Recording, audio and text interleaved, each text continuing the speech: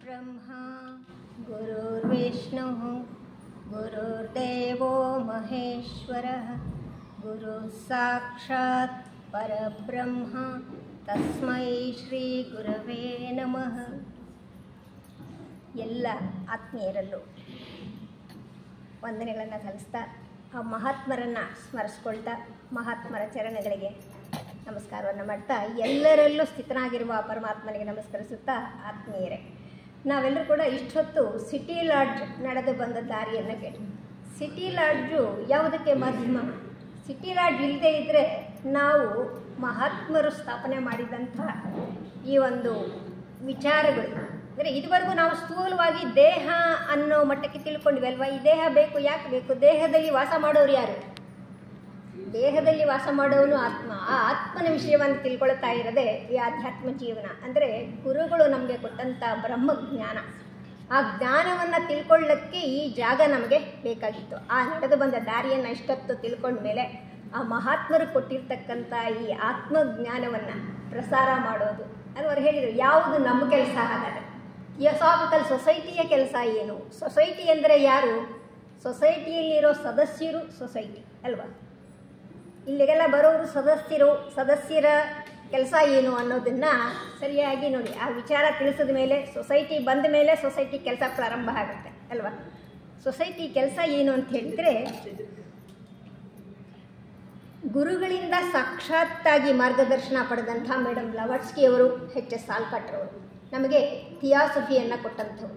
ಆಲ್ಕಾಟ್ರು ಹೀಗೆ ಲಾಡ್ಜ್ಗಳನ್ನು ಸಾಕಷ್ಟು ಕಡೆ ದೇಶದಾದ್ಯಂತ ಪ್ರಪಂಚದಾದ್ಯಂತ ಲಾಡ್ಜ್ಗಳನ್ನು ಸ್ಥಾಪನೆ ಮಾಡಿದ್ರು.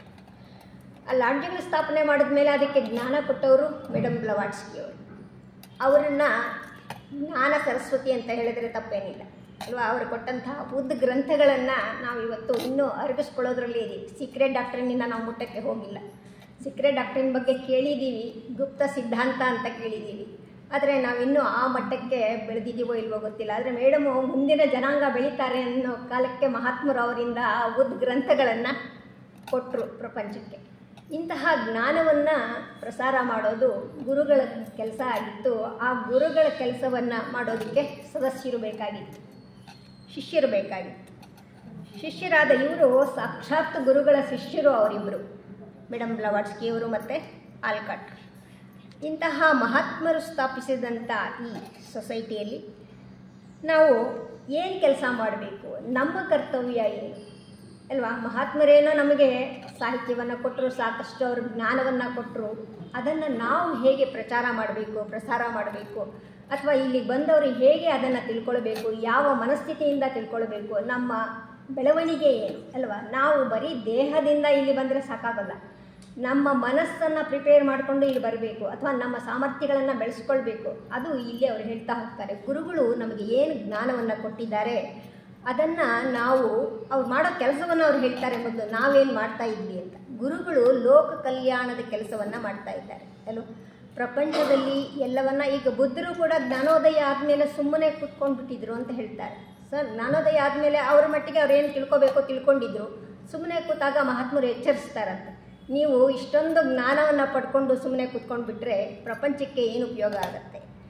ನೀವು ಏನಾದರೂ ಈ ಜ್ಞಾನವನ್ನು ಜನಗಳಿಗೆ ಕೊಡಬೇಕು ಅಂತ ಹೇಳಿದಾಗ ಬುದ್ಧರು ಯೋಚನೆ ಮಾಡ್ತಾರಂತೆ, ಇನ್ನು ಯಾರಿಗೆ ನಾನು ಕೊಡಲಿ? ಎಲ್ಲ ಗೊತ್ತಿರೋರಿಗೆ ನಾನು ಹೇಳೋ ಅವಶ್ಯಕತೆ ಇಲ್ಲ, ಇನ್ನು ಏನೂ ಗೊತ್ತಿಲ್ಲದೆ ಇರೋರಿಗೆ ಇದು ಹೇಳಿದ್ರೆ ಅರ್ಥವಾಗೋದು ಇಲ್ಲ. ಆತ್ಮಜ್ಞಾನ ಅನ್ನೋದು ಯಾರಿಗೆ ಹೇಳೋದು? ಅವರು ಕೂತ್ಕೊಂಡು ಯೋಚನೆ ಮಾಡಿದಾಗ 5 ಜನ ಅವ್ರ ಜೊತೆಯಲ್ಲಿ ಯಾರು ಈ ಸಾಧನೆಯನ್ನು ಮಾಡ್ತಾ ಇದ್ರೋ ಅವ್ರ ಜ್ಞಾಪಕಕ್ಕೆ ಬರ್ತಾರೆ. ಅವರಿಗೆ ಈ ಆಷಾಢ ಪೌರ್ಣಮಿಯ ದಿವಸ ಅವರು ಆ ಬೋಧೆಯನ್ನು ಶುರು ಮಾಡ್ತಾರೆ. ಹಾಗೆ ಈ ಥಿಯೋಸಾಫಿಕಲ್ ಸೊಸೈಟಿಯಲ್ಲೂ ಕೂಡ ನಮ್ಮ ಕೆಲಸಗಳು ಬಹಳಷ್ಟು ಇದೆ. ಹೇಳ್ತಾರೆ, ಈ ಸಮಾಜವನ್ನು ಸ್ಥಾಪನೆ ಮಾಡಬೇಕಾದ್ರೆ ಮೇಡಮ್ ಬಹಳಷ್ಟು, ಅವ್ರಿಗಿನ್ನ ಸಮಯ ಇದ್ದರೆ ಹಿಂದಿನ ಹಿಸ್ಟ್ರಿ ಎಲ್ಲ ಹೇಳ್ತಾ ಇದ್ರು ಅವರು. ಅವರಿಗೆ ಈ ಸೊಸೈಟಿ ಹಿಸ್ಟ್ರಿನ ಹೇಳೋಕ್ಕೆ ಸಾಕಾಗಲಿಲ್ಲ. ಸಿಟಿ ಲಾಡ್ಜ್ ನಡೆದು ಬಂದ ದಾರಿನ ಹೇಳೋಕ್ಕೆ 1 ಗಂಟೆ ಸಾಕಾಗಿಲ್ಲ. ಅಂದರೆ ಅಂಥ ಮಹಾತ್ಮರು ಕೊಟ್ಟಂಥ ಈ ಜಾಗವನ್ನು ನಾವು ಹೇಗೆ ಬಳಸ್ಕೋಬೇಕು, ನಮ್ಮ ಕರ್ತವ್ಯಗಳು, ನಮ್ಮ ಜವಾಬ್ದಾರಿಗಳು ಎಷ್ಟಿದ್ದಾವೆ ಅನ್ನೋದನ್ನು ನಾವು ನೋಡಿದ್ರೆ, ಆ ಸೊಸೈಟಿಯನ್ನು ಮಹಾತ್ಮರೆಲ್ಲ ಮೊದಲು ಪ್ರಾರಂಭದಲ್ಲಿ ಹೇಳಿದ್ರು. ಅವರು ಆ ಪರ್ವ ವರ್ಷಗಳು ಇದೆಯಲ್ಲ, 7 ವರ್ಷ ನಾವು ಪ್ರೊಬೇಷನರಿ ಪೀರಿಯಡ್ ಅಂತ ಏನು ಹೇಳ್ತೀವಿ, ಪ್ರತಿಯೊಂದು ಕೆಲಸಕ್ಕೂ ಆ ಪ್ರೊಬೇಷನರಿ ಪೀರಿಯಡಲ್ಲಿ ಅದು ಮುಂದೆ ಬರೋಕ್ಕೆ ಕಷ್ಟ. ಬಿದ್ದು ಹೋಗ್ಬೋದು, ಎದ್ದರೆ ಎದ್ದೇಳಬಹುದು, ಶಕ್ತಿ ಇದ್ದರೆ ಎದ್ದೇಳುತ್ತೆ, ಇಲ್ಲದೆ ಇದ್ದರೆ ಬಿದ್ದು ಹೋಗುತ್ತೆ. ಹಾಗೆ ಇದು ನೂರಾರು ವರ್ಷಗಳಿಂದ 150 ವರ್ಷಗಳು ನಡೀಬೇಕಾದ್ರೆ ಅದರಲ್ಲಿ ಶಕ್ತಿ ಎಷ್ಟಿರಬೇಕು, ಆ ಜ್ಞಾನ ಸಂಪತ್ತನ್ನು ಪಡ್ಕೋಬೇಕು ಅನ್ನೋ ಆಸೆ ಇರೋ ಹೊತ್ತಿಗೆ ಜನ ಬರ್ತಾ ಇರೋದು. ಯಾರಿಗೆ ಅವಶ್ಯಕತೆ ಇದೆಯೋ ಅವ್ರಿಗೆ ಕೊಡಬೇಕಾಗಿದೆ ಅಲ್ವಾ ಜ್ಞಾನವನ್ನು, ರೋಡಲ್ಲಿ ಹೋಗೋರಿಗೆ ಕೊಡೋಕ್ಕಾಗಲ್ಲ. ನಾವು ಈಗ ಸೊಸೈಟಿ ಒಳಗೆ ಯಾರು ಬಂದು ಕೂತ್ಕೊಳ್ತಾರೋ ಅವರಿಗೆ ಆತ್ಮಜ್ಞಾನವನ್ನು ಕೊಡಬಹುದು. ಹೋಗ್ತಾ ಇದ್ದವರು ರೋಡಲ್ಲಿ ಹೋಗ್ತಾ ಇರೋರನ್ನ ಕರೆದು ನಿನಗೆ ಆತ್ಮಜ್ಞಾನ ಕೊಡ್ತೀನಿ ಬಾಪ ಅಂದರೆ ಯಾರು ಬರ್ತಾರೆ? ಅದಕ್ಕಾಗಿ ತಯಾರಾಗಿರಬೇಕು. ಅಂದರೆ ಇಲ್ಲಿಗೆ ಬರುವಂತಹ ಸದಸ್ಯರು ಆ ಮಟ್ಟಕ್ಕೆ ತಯಾರಾಗಿದ್ದಾರೆ ಅಂತ ಗುರುಗಳು ಹೇಳ್ತಾರೆ. ಇದು ನಿಜವಾಗಲೂ ಮೊದಲ ಕರ್ತವ್ಯ, ಸೊಸೈಟಿಯ ಕರ್ತವ್ಯ. ಅಂದರೆ ಮಹಾತ್ಮರು ಹೇಳಿದ್ದು ಥಿಯಾಸಫಿದು ಸತ್ಯಾನ್ನಾಸ್ತಿ ಪರೋ ಧರ್ಮ ಅಂತ ನಮ್ಮ ಧ್ಯೇಯ ವಾಕ್ಯ, ನೀವು ಕೇಳಿದ್ದೀರಲ್ವ. There is no religion higher than truth ಅಂತ. ಸತ್ಯವನ್ನು ತಿಳ್ಕೊಳ್ಳೋದಕ್ಕೆ ಅವರು ಈ ಸಂಸ್ಥೆಯನ್ನು ಸ್ಥಾಪನೆ ಮಾಡಿತ್ತು. ಈ ಧ್ಯೇಯವನ್ನು ತನ್ನ ಮುಖ್ಯ ಉದ್ದೇಶವನ್ನಾಗಿಟ್ಕೊಂಡು ಆ ಬೆಳಕಿನಲ್ಲಿ ಜನಾಂಗಕ್ಕೆ ಎಲ್ಲರಿಗೂ ಕೂಡ ನಾವು ಇದರಲ್ಲಿ ಏನೆಲ್ಲ ತಿಳ್ಕೊಂಡು ಬಂದ್ವಿ, ಈ ಸೊಸೈಟಿ ಪ್ರಾರಂಭ ಆದಮೇಲೆ ನಾವು ಎಷ್ಟೆಲ್ಲ ವಿಷಯಗಳನ್ನು ತಿಳ್ಕೊಂಡು ಬಂದ್ವಿ ಅಲ್ವಾ. ನಾವು ಹೇಗೆ ಹುಟ್ಟಿದ್ವಿ, ಪ್ರಪಂಚ ಹೇಗೆ ಹುಟ್ಟಿತು, ಇದನ್ನೆಲ್ಲ ನಮ್ಮ ಗ್ರಂಥಗಳನ್ನು ನಮಗೆಷ್ಟು ಸಾಕಷ್ಟು ಸಾಹಿತ್ಯವನ್ನು ಒದಗಿಸಿಕೊಟ್ರು. ಗುರುಗಳು ಕೊಟ್ಟಿರುವಂಥ ಜ್ಞಾನವನ್ನು ನಮ್ಮ ಟಿ ವಿ ರಾಚಪ್ಪನವರು ಕನ್ನಡಕ್ಕೆ ಅನುವಾದಿಸಿ ಕನ್ನಡದ ಜನರಿಗೆ ಆ ಜ್ಞಾನವನ್ನು ಉಣಬಡಿಸಿದ್ರು. ಇಲ್ಲದೇ ಇದ್ದರೆ ನಾವು ಈ ಕರ್ನಾಟಕದಲ್ಲಿರೋಷ್ಟು ಸದಸ್ಯರ ಸಂಖ್ಯೆ ಬೇರೆ ಎಲ್ಲೂ ಇಲ್ಲ ಅಂತ ಹೇಳಿದ್ವಿ. ಮೇಡಮ್ ನೀವು ಹೇಳುವಾಗ ಕೇಳಿರಬಹುದು, ಇಷ್ಟೊಂದು ಸದಸ್ಯರ ಸಂಖ್ಯೆ ಹೇಗೆ ಬೆಳೀತು ಅಂತ ಹೇಳಿದ್ರೆ ಟಿ ವಿ ರಾಚಪ್ಪನವರು ನಾವು ಸುಮ್ಮನೆ ಇಟ್ಟಿಲ್ಲ ಆ ಬಿಲ್ಡಿಂಗಿಗೆ ಹೆಸರನ್ನು. ಆ ಟಿ ವಿ ರಾಚಪ್ಪನವರು ಅಷ್ಟು ಕೆಲಸವನ್ನು ಮಾಡಿದ್ದಾರೆ. ಅವರು ಟೀಚರ್ ಆಗಿದ್ದವರು, ಅಷ್ಟು ಕನ್ನಡಕ್ಕೆ ಈ ಇಂಗ್ಲೀಷನ್ನು ನಮ್ಮ ಜನರಿಗೆ ಅರ್ಥ ಮಾಡ್ಕೊಳ್ಳೋಕ್ಕೆ ಕಷ್ಟ ಇತ್ತು, ಅಷ್ಟು ಒಳ್ಳೆ ಕೆಲಸವನ್ನು ಮಾಡಿದ್ದಾರೆ. ಇದೆಲ್ಲ ನಾವು ಆದಮೇಲೆ ಈ ಸತ್ಯ ಅನ್ನೋದನ್ನು ಹೇಗೆ ತಿಳ್ಕೊಳ್ಳೋವು, ಇವೆಲ್ಲ ನಮಗೆ ಕಣ್ಣಿಗೆ ಕಾಣೋದಲ್ಲ. ಇಷ್ಟೊತ್ತು ಮೇಡಮ್ ಹೇಳಿದರು ಈ ಬಿಲ್ಡಿಂಗ್, ನಿಮಗೆಲ್ಲ ಬಿಲ್ಡಿಂಗ್ಗಳನ್ನು ತೋರಿಸಿದ್ರು ಹೇಳಿದರು, ಇವು ಕಣ್ಣಿಗೆ ಕಾಣೋದು. ಆದರೆ ನಮ್ಮ ಕೆಲಸಗಳು ಕಣ್ಣಿಗೆ ಕಾಣೋದು ಹೇಗೆ ಅಂತ ಹೇಳಿದರೆ, ನಾವು ನಮ್ಮ ದೃಷ್ಟಿಯಿಂದ, ಅಂದರೆ ನಾವು ಹೃತ್ಪೂರ್ವಕವಾಗಿ ಕೆಲಸಗಳನ್ನು ಮಾಡಿದಾಗ, ನಮ್ಮ ಪೂರ್ತಿ ಸಾಮರ್ಥ್ಯಗಳನ್ನು ಆ ಕೆಲಸದ ಮೇಲೆ ಹಾಕಿ ಮಾಡಿದಾಗ ಆ ನಿಜವಾಗ್ಲೂ ಆ ಸೊಸೈಟಿ ಕಟ್ಟಿದ್ದರೆ ಸಾರ್ಥಕ ಆಗತ್ತೆ ಅಲ್ವಾ. ಅಂಥದ್ದನ್ನು ಅವರು ಹೇಳ್ತಾ ಹೋಗ್ತಾರೆ. ಒಂದೊಂದೂ ಬಹಳ ಚೆನ್ನಾಗಿದೆ, ನೀವು ಹೇಳ್ತಾ ಹೋಗಬೇಕು.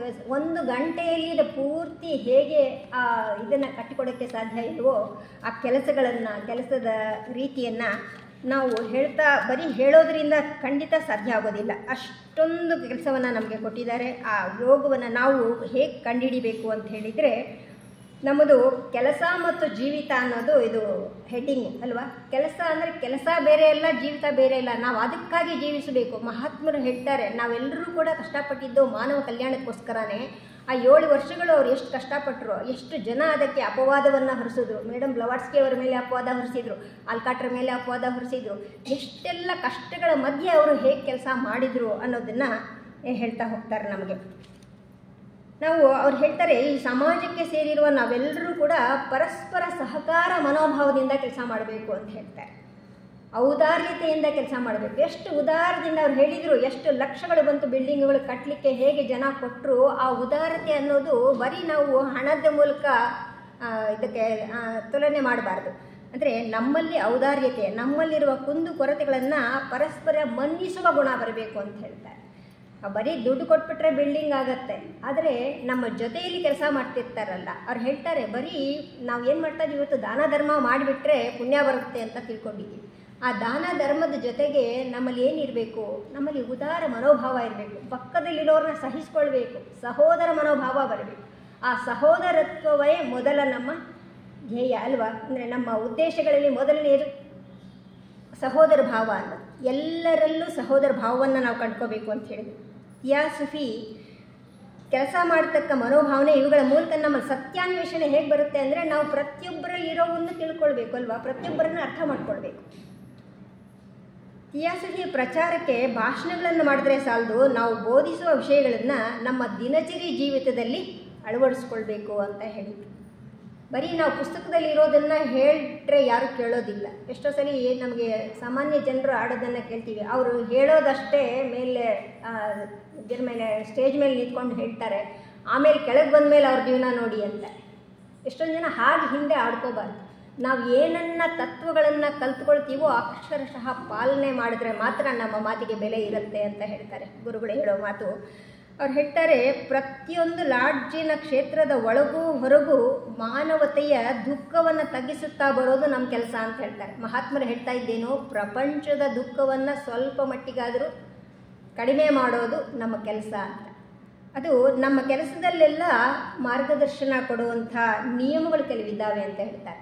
ಇದನ್ನು ಮಹಾತ್ಮರು ಕೊಟ್ಟಿರ್ತಕ್ಕಂಥ ಜ್ಞಾನ ನೀವು ಆ ಗ್ರಂಥಗಳನ್ನು ಓದಿದಾಗ ಅವರು ಸ್ವತಃ ಹೇಳೋದು ಮಾತು ಇದು. ಥಿಯೋಸಾಫಿಕಲ್ ಸೊಸೈಟಿಯ ಮುಖ್ಯ ಉದ್ದೇಶ ತನ್ನ ಸದಸ್ಯರ ದಿವ್ಯ ದೃಷ್ಟಿ ಮೊದಲಾದ ಸ್ವಾರ್ಥಗಳನ್ನು ನೆರವೇರಿಸೋದಕ್ಕಲ್ಲ. ಇಲ್ಲೇನು ಅಂದ್ಕೊಳ್ತೀವಿ, ನಮಗೆ ಆತ್ಮಜ್ಞಾನ ಸಿಗುತ್ತೆ, ನಾನು ಬೆಳಿತೀನಿ, ನನ್ನ ಆತ್ಮದ ಬೆಳವಣಿಗೆ ಚೆನ್ನಾಗಾಗುತ್ತೆ ಅಂತ ಬರ್ತೀವಿ ಅಲ್ವಾ.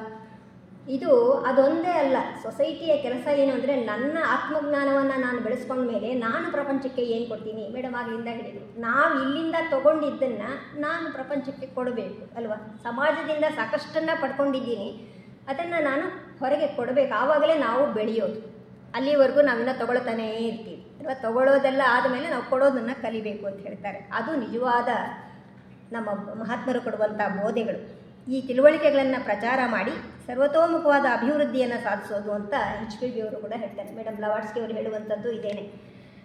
ನಾವೆಲ್ಲ ಥಿಯಾಸಫಿ ಔಪಾಸಕರು ಅಂತ ಹೇಳ್ಕೊಳ್ತೀವಿ ಅಲ್ವಾ. ಸಾಮಾನ್ಯವಾಗಿ ಮೆಂಬರ್ಸ್ ಅಂತ ಬಂದ ಮೇಲೆ ನಾನೇನೋ ಸೊಸೈಟಿ ಕೆಲಸ ಮಾಡ್ತೀನಿ ಅಂತ ಮೊದಲು ನಾವು ಯಾರೂ ಏನು ಮಾಡಲ್ಲ. 10 ವರ್ಷಗಳು ನಾನು ಹೇಳಿದ್ವಲ್ಲ, ಈ ಶತಮಾನೋತ್ಸವ ನಡೆಯೋ ಹೊತ್ತಿಗೆ ನಾನು ಸಿಟಿ ಲಾರ್ಡ್ ಇದರದ್ದು KTFದು ಶತಮಾನೋತ್ಸವ 2010ರಲ್ಲಿ ಆಯಿತು. ನಾನು ಮೆಂಬರ್ ಆಗೋದು ಇನ್ನೂ ಮುಂಚೆನೇ ಆಗಿದ್ದೀನಿ, 10 ವರ್ಷಗಳ ಮುಂಚೆನೇ ಆಗಿದ್ದೀನಿ. ಆದರೆ ಆ 10 ವರ್ಷಗಳವರೆಗೂ ಸುಮ್ಮನೆ ಕೂತ್ಕೊಂಡೇ ಬಂದಿದ್ದೀನಿ. ಆ ಶತಮಾನೋತ್ಸವನ ಮರ್ತ್ಬಿಟ್ಟಿದ್ದೀನಿ ನಾನು. ಅದು ನಿನ್ನೆ ನೋಡ್ತಾ ಇರುವಾಗ ಅನಿಸಿದೆ, ಅಂದರೆ 10 ವರ್ಷಗಳು ನಾವು ಬರೀ ಇಲ್ಲಿ ಬಂದು ಕೂತ್ಕೊಂಡು ಹೋಗ್ತೀವಿ, ಕೂತ್ಕೊಂಡು ಕೇಳ್ಕೊಂಡು ಹೋಗ್ತೀವಿ ಅಷ್ಟೇ. ನಾವು ಕೊಡೋದಕ್ಕೆ ನಮಗೆ ಮನಸ್ಸು ಬರೋದು ಯಾವಾಗ ನೋಡಿ. ನಮ್ಮದು ಪೂರ್ತಿ ಆಗಬೇಕು, ಸ್ಯಾಚುರೇಷನ್ ಅಂತ ಹೇಳ್ತೀವಿ ಕೆಲವು ಸಲ. ನಮಗೆ ಪೂರ್ತಿ ಕಂಠದವರೆಗೂ ಬಂದ ಮೇಲೆ ಅದನ್ನು ಹೊರಗಡೆ ಹಾಕೋದು. ತಿಳ್ಕೊಂಡಿದ್ದು ಸಾಕು ಅಂತ ಹೇಳಿದ ಮೇಲೆ ನಾವು ಕೊಡೋಕ್ಕೆ ಪ್ರಾರಂಭ ಮಾಡ್ತೀವಿ. HPB ಅವರು ಹೇಳೋ ಹಾಗೆ, ನಿಜವಾದ ಥಿಯಾಸಫಿಯ ಉಪಾಸಕರು ಬರಿಯ ಸಮಾಜದ ಹಿತವನ್ನು ಸಾಧಿಸೋ ಉದ್ದೇಶ ಅದೊಂದೇ ಅವನ ಗುರಿ ಆಗಿರಬೇಕು ಅಂತ ಹೇಳ್ತಾರೆ. ಸಾಮಾನ್ಯವಾಗಿ ಗುರುಗಳ ಹತ್ರ ಹೋಗೋನು ಗುರುಗಳ ಹತ್ರ ಹೋಗಬೇಕಾದ್ರೆ ಅವನಿಗೆ ನಾನು ಗುರುವಿನ ಹಾಗೆ ಆಗಬೇಕು ಅನ್ನೋದು ಬಿಟ್ಟು ಬೇರೆ ಯಾವುದೂ ಅವನ ಮನಸ್ಸಿಗೆ ಬರಬಾರ್ದು ಅಂತ ಪರಮಗುರು ಚರಣ ಸನ್ನಿಧಿಯಲ್ಲಿ ಹೇಳ್ತಿದ್ದಾರೆ. ನಾವು ಇನ್ನೂ ಏನು ಹೇಳ್ತಾರೆ ಅಂತ ಹೇಳಿದರೆ, ವೈಯಕ್ತಿಕ ದಾಕ್ಷಿಣ್ಯಕ್ಕೆ ಒಳಗಾಗದೆ ಎಲ್ಲರಿಗೂ ಸಲ್ಲಿಸಬೇಕಾದ ನ್ಯಾಯವನ್ನು ನಾವು ಸಲ್ಲಿಸೋ ಹಾಗೆ ಕೆಲಸ ಮಾಡಬೇಕು. ನಾವು ಹೇಳ್ತೀವಿ, ಇಲ್ಲಿ ಬಂದ ತಕ್ಷಣ ನಾವು ವ್ಯಕ್ತಿಗಳಿಗೆ ಗೌರವವನ್ನು ಕೊಡ್ತೀವಿ ಅಲ್ವಾ. ಅವರ ವ್ಯಕ್ತಿತ್ವಕ್ಕೆ, ಅವರ ಸ್ಥಾನಕ್ಕೆ ನಾವು ಬೆಲೆಯನ್ನು ಕೊಡ್ತೀವಿ. ಅವ್ರು ಹೇಳ್ತಾರೆ, ಇದೆಲ್ಲ ಬೇಕಾಗಿರೋದು ವ್ಯಕ್ತಿತ್ವ ಅಂತ ಹೇಳಿದರೆ, ವ್ಯಕ್ತಿ ಅವ್ರು ಹೇಳಿದ್ರು ಇಷ್ಟೊತ್ತು ನೀವು ಸ್ಟೇಜ್ ಮೇಲೆ ಇಷ್ಟೊತ್ತು ಅವ್ರು ಮಾತಾಡಿದ್ರು, ಅವ್ರು ಮಾತಾಡಿದ ತತ್ವಕ್ಕೆ ಬೆಲೆ ಕೊಡ್ತೀರಾ ನೀವು ಅಥವಾ ಅವ್ರನ್ನ ಜೀವನಕ್ಕೆ ಕೊಡ್ತೀರಾ ಅಂತ. ಎರಡೂ ಮುಖ್ಯನೇ. ಅವ್ರು ನಿಜವಾಗ್ಲೂ ಹೇಳೋ ತತ್ವಗಳೇ ತಕ್ಕಾಗಿ ನಡ್ಕೊಂಡ್ರೆ ಅವ್ರು ಹೇಳಿದ್ದಕ್ಕೆ ಬೆಲೆ ಇರುತ್ತೆ. ಇವಾಗ ಕೆಲವರು ಎಲ್ಲಪ್ಪ ಅವ್ರ ಜೀವನ ಹೇಗಾದರೂ ಇರಲಿ, ಅವ್ರು ಹೇಳಿದ ಮುಖ್ಯ ಅಂಶಗಳಿದೆಯಲ್ಲ, ಗುರುಗಳು ಹೇಳಿದ ಮಾತುಗಳು, ಅವ್ರು ಹೇಳಿದ ತತ್ವಗಳು, ಅದು ನಮಗೆ ಸಿಕ್ಕರೆ ಸಾಕು ಅಂತ ಹೇಳ್ತೀವಿ.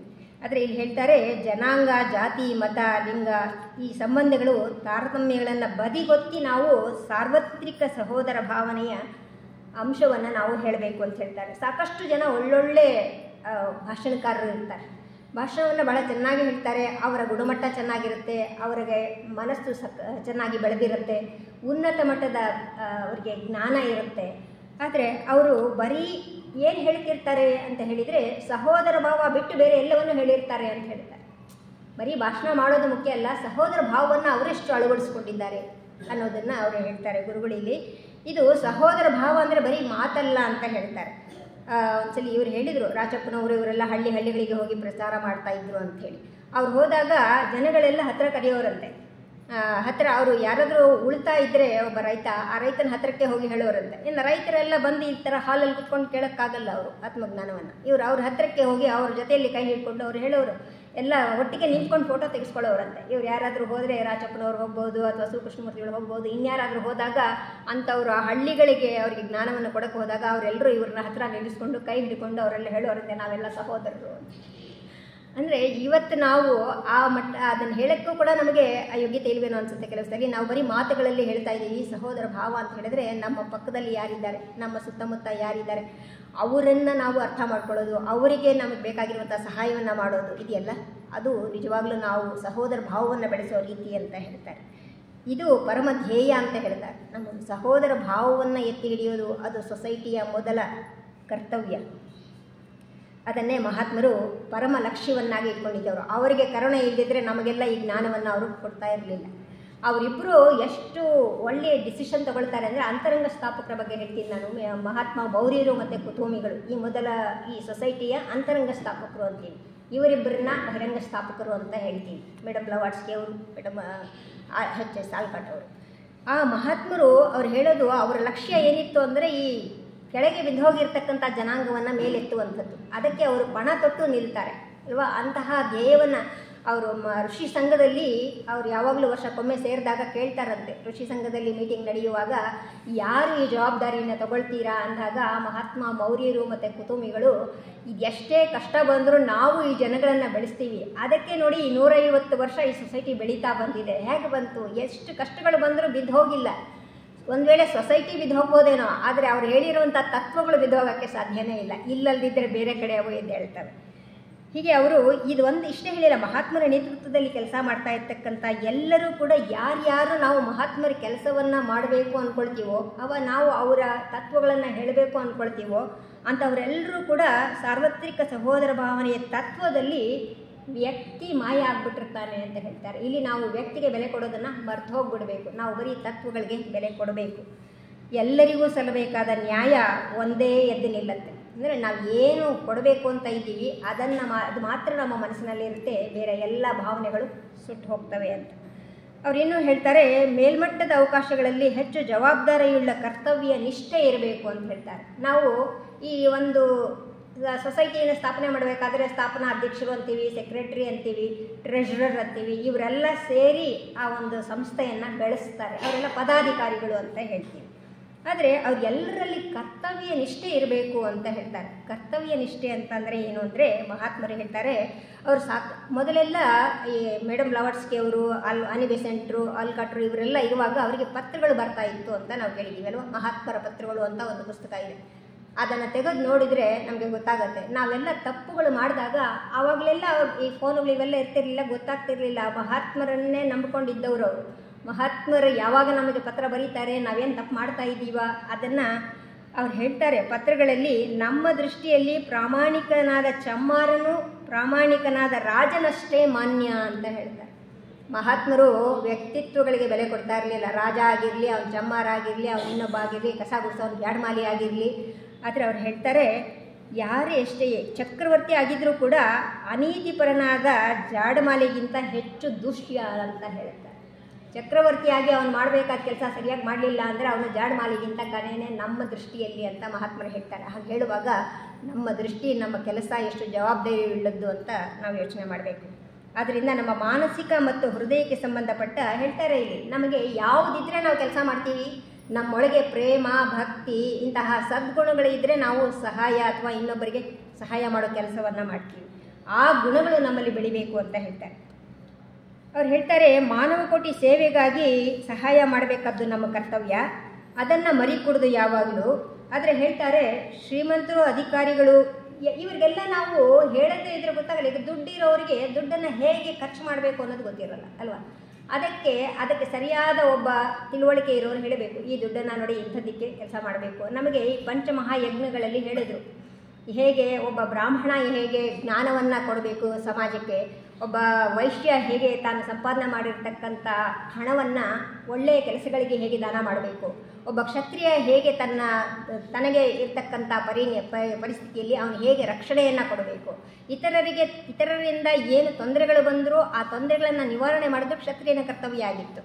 ಹಾಗೆ ಶೂದ್ರನ ಕರ್ತವ್ಯ ಏನು, ಪ್ರತಿಯೊಂದು ಕೆಲಸವನ್ನು ಮಾಡುವಂಥದ್ದು. ಅವನಿಗೆ ಬೇರೆ ಯಾವ ಜ್ಞಾನ ಇಲ್ಲದೇ ಇದ್ದರೂ ಎಲ್ಲ ಒಳ್ಳೆಯ ಕೆಲಸಗಳನ್ನು ಹೇಗೆ ಮಾಡಬೇಕು ಹೃತ್ಪೂರ್ವಕವಾಗಿ ಮಾಡುವಂಥ ಕೆಲಸ ಶೂದ್ರನು.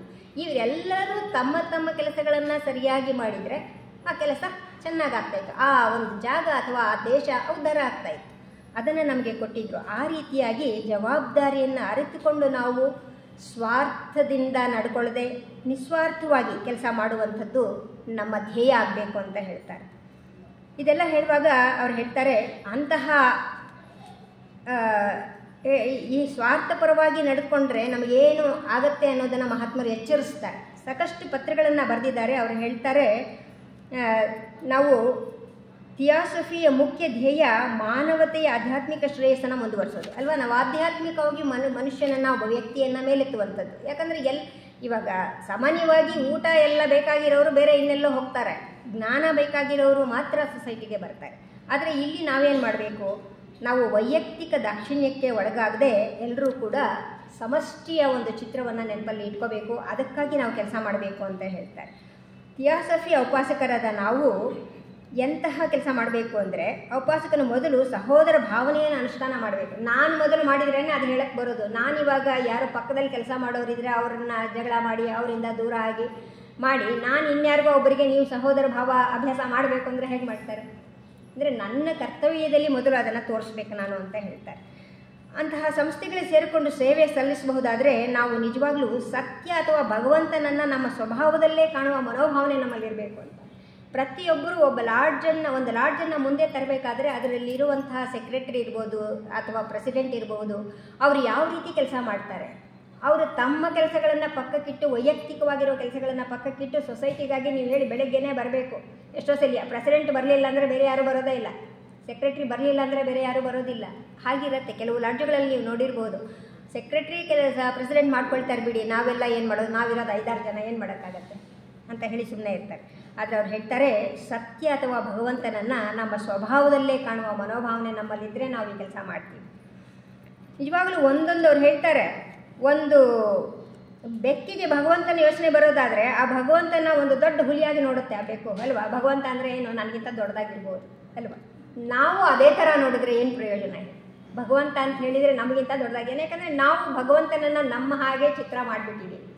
ನಮಗಿಂತ ಅವ್ನು ದೊಡ್ಡವ್ರು 4 ಕೈ ಕೊಟ್ಟಿದ್ದೀವಿ ಅವನಿಗೆ, ಅಷ್ಟು ಅಂದ್ಕೊಂಡ್ರೆ ಸಾಕಾ ಅಂತ ಹೇಳಿದರೆ ಅವ್ರು ಹೇಳ್ತಾರೆ, ಮನುಷ್ಯ ಹೇಗೆ ಬೆಳೀತಾ ಇದ್ದಾನೆ ಅಂತ ಹೇಳಿದರೆ ಸಂಕುಚಿತ ಮನೋಭಾವನೆ ಇದೆ ಅಲ್ವಾ. ದೇವರಲ್ಲಿ ಅವನು ಹೇಗಿರಬೇಕು, ಇದನ್ನೆಲ್ಲ ಅವರು ಮಹಾತ್ಮರು ನಮಗೆ ಬಹಳ ಒಳ್ಳೆಯ ಜ್ಞಾನವನ್ನು ಕೊಟ್ಟಿದ್ದಾರೆ.